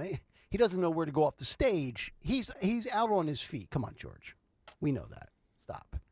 Alan Dershowitz was on Fox Business this morning discussing the Donald Trump Georgia case. This is what he said. We've got another big story we want to follow for you. And this, of course, has been happening since last night when this all really broke down. Former President Trump's mugshot released after he was booked into the Fulton County Jail in Georgia last night. This is the first mugshot ever taken of a former U.S. president. So he slammed that fourth indictment after posting a $200,000 bond. Listen to what he said. You should be able to challenge an election. I thought the election was a rigged election, a stolen election, and I should have every right to do that. As you know, you have many people that you've been watching over the years do the same thing, whether it's Hillary Clinton or Stacey Abrams or many others. Trump is one of 12 co-defendants who have so far had their mugshots released in the Georgia election case. Joining me now is Harvard Law Professor Emeritus Alan Dershowitz, and it's great to see you, sir. And of course, you're the author of the book Get Trump: The Threat to Civil Liberties, Due Process, and Our Constitutional Grammar jar, honey. She's a brain surgeon. Alan Dershowitz, professor at Rutgers. Rutgers. Your initial reaction to the charges against President Trump, and also this issue of a mugshot. I mean, he put it out there on social media. He's obviously fighting back, Alan. He should. In my book, Get Trump, I predicted all 4 of these indictments. The strategy is to get a quick trial, get him convicted in jurisdictions that are overwhelmingly anti-Trump, and then not worry about it being reversed on appeal, because the reversals on appeal will occur after the election. It's clearly a political ploy, especially since the district attorney now says she wants the trial within 2 months. It's unthinkable. Never in history has there been a trial within 2 months of a case as complex and difficult as this, with so many defendants and so many counts. But what she wants is the mugshot. She's gotten that, the fingerprinting. She would like to get a quick conviction with a biased jury, and then not worry about it being reversed on appeal. That's tomorrow's news after the election. That's just unfair. And if you've been paying attention, we gave you Alan Dershowitz's latest column about 2 weeks ago from the Daily Mail, where he talked about this exact case and how he was involved with Al Gore in 2000 when it came to the voting and the election and everything else. And it says the only difference this time around, for the most part, is Donald J. Trump is the name and not a Democrat. Let's go to another legal analyst. This is Ellie Honig on CNN, talking about what Dershowitz was talking about Fani Willis hoping for a speedy trial. This is a really important development. Under Georgia law, if you are a defendant and you insist on a speedy trial right, by the way, belongs to the defendant, you must be tried by the end of the next court term, which here means before November. Kenneth Chesebro has said, I want my speedy trial. Fani Willis said, fine, we'll see your speedy trial. We'll see you October 23rd. Yeah. And the judge said, okay, that's when we'll do your trial. Now, Fani Willis said, in fact, I'm going to try all 19 of you on October 23rd. But let me just say, that's not happening. They have a right to contest that. Exactly. You have a right to say, I want my speedy trial. But if you need a little more time than 2 months to prepare for a massive case like this, you're going to get it. Now, if he goes first, we're going to have separate sequential trials. Big advantage for everyone else. They'll sit back and watch the prosecution put on its whole case against Kenneth Chesebro, see all the witnesses, cross-exam, take notes. Big tactical advantage. And also, if she doesn't meet that date for trial, he's acquitted on the Georgia law. Case gets thrown out if they don't try him in time. Calendar. Okay, here's 2024. Nice and free, right? Looks good. Hardly. Yeah. November, of course, is the election. We're all watching that. Let's look at what we have on the schedule. The New York hush money case, remember that one? That has been scheduled for trial starting in late March. That's certainly going to go through to April. Wow. Jack Smith's case, the federal case for Mar-a-Lago down in Florida, that one has been scheduled for late May. That is certainly going to carry through June and July. Now, Jack Smith's other case, his January 6th case, he has asked to start in early January. If he gets that, it's going to carry at least through April, probably beyond that. Now, Trump's team has said, we want a trial in 2026. That's on the other side of the studio. You don't have a 2026 calendar. No, we don't have a 2026 page just yet. But the judge is going to hear that on Monday. There's going to be a hearing where she's going to consider that. And finally, just to make it extra complicated, Fani Willis, if she doesn't manage to move everyone up to that speedy trial date, she wants to start in early March, which is going to take, given how slowly things move in Georgia, all the way through here. Wow. You can't have the same person on trial 3 times, 2 times at once. Because a criminal defendant has to be in the courtroom. Yes, you physically have to be there if you're the criminal defendant. Remember, Donald Trump had the E. Jean Carroll trial, civil case. He didn't have to be there. He opted out of that, but you have to be there. And important to note, all of these are fluid. Trial dates can and do move. The New York case, for example, the DA has said publicly he'd be willing to consider moving. So something's got to give here. This traffic jam just became gridlock. Yes, it did. Ellie, thank you. And if you're watching on YouTube, you see a lot of green lines through basically the first 8 months of the calendar for 2024, which is, I think, absurd. Now, also keep in mind, he mentioned October 23rd of 2023. That technically, which obviously that trial date will not start then, that's less than 2 months from right now, which there's no conceivable possible way that they could put on a trial with all the voluminous amount of paperwork and evidence and all the documents and everything that goes into this in 58 days. Yeah, I don't see how this all can happen. There's no way. There's no way. They basically just told Trump, hey, don't plan anything in 2024. Yeah. You're going to be in court. And that's I believe that's one of the things they're pointing to when they say election interference. Yes. The whole calendar year has been hijacked by the court system. And they had, and to your point, they've had, what have you guys been doing for 2.5+ years? When the election was, you know what I mean? You would assume you've already gathered everything you need. It should all be ready to go, But so they're slow. They're at best, they're just slow workers. Yes. And in the South, trust me, they move even slower. As somebody that lived there, don't go down there all fired up and quick because they move slow, like California. All right, that's what I got, guys. All right, that's the last cut sheet of the day. That was a good one. I like that, by the way. I'll tell you what, I'm turning a little bit here on Ellie. He's solid. Guy. Yeah, he's a smart guy. We got to keep him in the mix with Dersh and Turley. I play him. I play the people that I think are he's a bright guy. Don't have a dog in the fight. He can be on CNN, but he's he's calling it legally. He was like Steve Kornacki for a moment. He was all over the place with the lines and everything. All right, 9:51. We find out what's coming up at 10 o'clock this morning on the Dawn Show. So a lot happening on this Friday. And we know that tomorrow is the commemoration of 2 years after the disastrous, deadly withdrawal of Afghanistan. So we'll talk about that and locally the prices paid and how local communities are commemorating that sad day. Also, there's an interesting story in the suburbs about these cases of Munchausen syndrome. Uh-oh. And I wish that I had seen this earlier because I would have brought it up, so I apologize. But you're saving things for your show. No, I swear my hand to God, I wasn't, because there's so much. I didn't. But it's Lehigh County, so there are some watchdog groups saying, why are you diagnosing this Munchausen syndrome in all these cases that might be, hey, my mom and dad, I'm 13, took the phone away from me. So there are some questions as to a serious diagnosis. Lehigh County, that's Allentown, yeah. And so I find that fascinating. So we're going to look into that as well. All the latest on Trump, obviously, Biden. Yes? No, I was just going to say. No, go on. Okay. Sorry. And then two guests that Anthony has booked, and that's Paul Davis at 10:05, talking about Krasner, his latest announcements and his breakdown. And then coming up 11, another great guest, National Police Association. This is Betsy Branter Smith. Fabulous. Talking about retail theft, like we talked about the dollar store locking stuff up. Yeah. So we'll go through that. Wow, there's so much going on. There is. Speaking of retail theft, Dick's Sporting Goods down 23% due to an uptick in retail theft. People are stealing Dick's. I believe it. They're stealing. We went to the Dick's. What? No, I'm thinking cleats. We went to get gym shoes, and they're like, "Oh, you want to try them on?" We're like, "Yeah," but they don't even want you to try them on because they don't want them out on the floor. Right. The shoes. Exactly. Lock them up.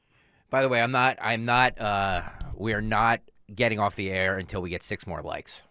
We're 6 likes away from 200. You better click that button, people. And it is hit that like button if you're watching right now on YouTube because we're 6 likes away from 200. So we will not sign off. This is like Dawn, I'm sorry. We're not signing off until. This is like when a wrestler hijacks the ring and says, "I will not get out of the ring until the next opponent comes out."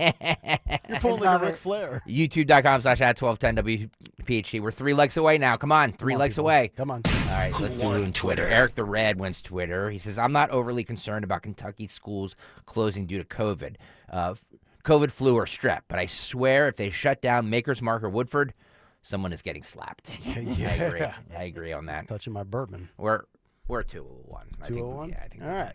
That'll do it. Thank you, everybody, for letting us get to the break. Have a great rest of your Friday. Stay tuned. The Dawn Show is coming up next. Mary and Mike Opelka, Mary Walter next week will be in for all of us. And, thank you. Yes, thank you very much. Tune in. I don't know if they'll be on video or not. The Opelka doesn't like video because I think he does the show in his underwear. And Mary will be up in her little closet. Yeah, so I'm not sure if it'll be on video or not, but we'll definitely be back on video. Yes. after Labor Day. The day after Labor Day. So Yeah. have a great time. Enjoy everything that you do. And until then... Sick of you. I'm sick of all of this. I'm done with it. We are Nancy and Robert Harding, and we became Crash Proof members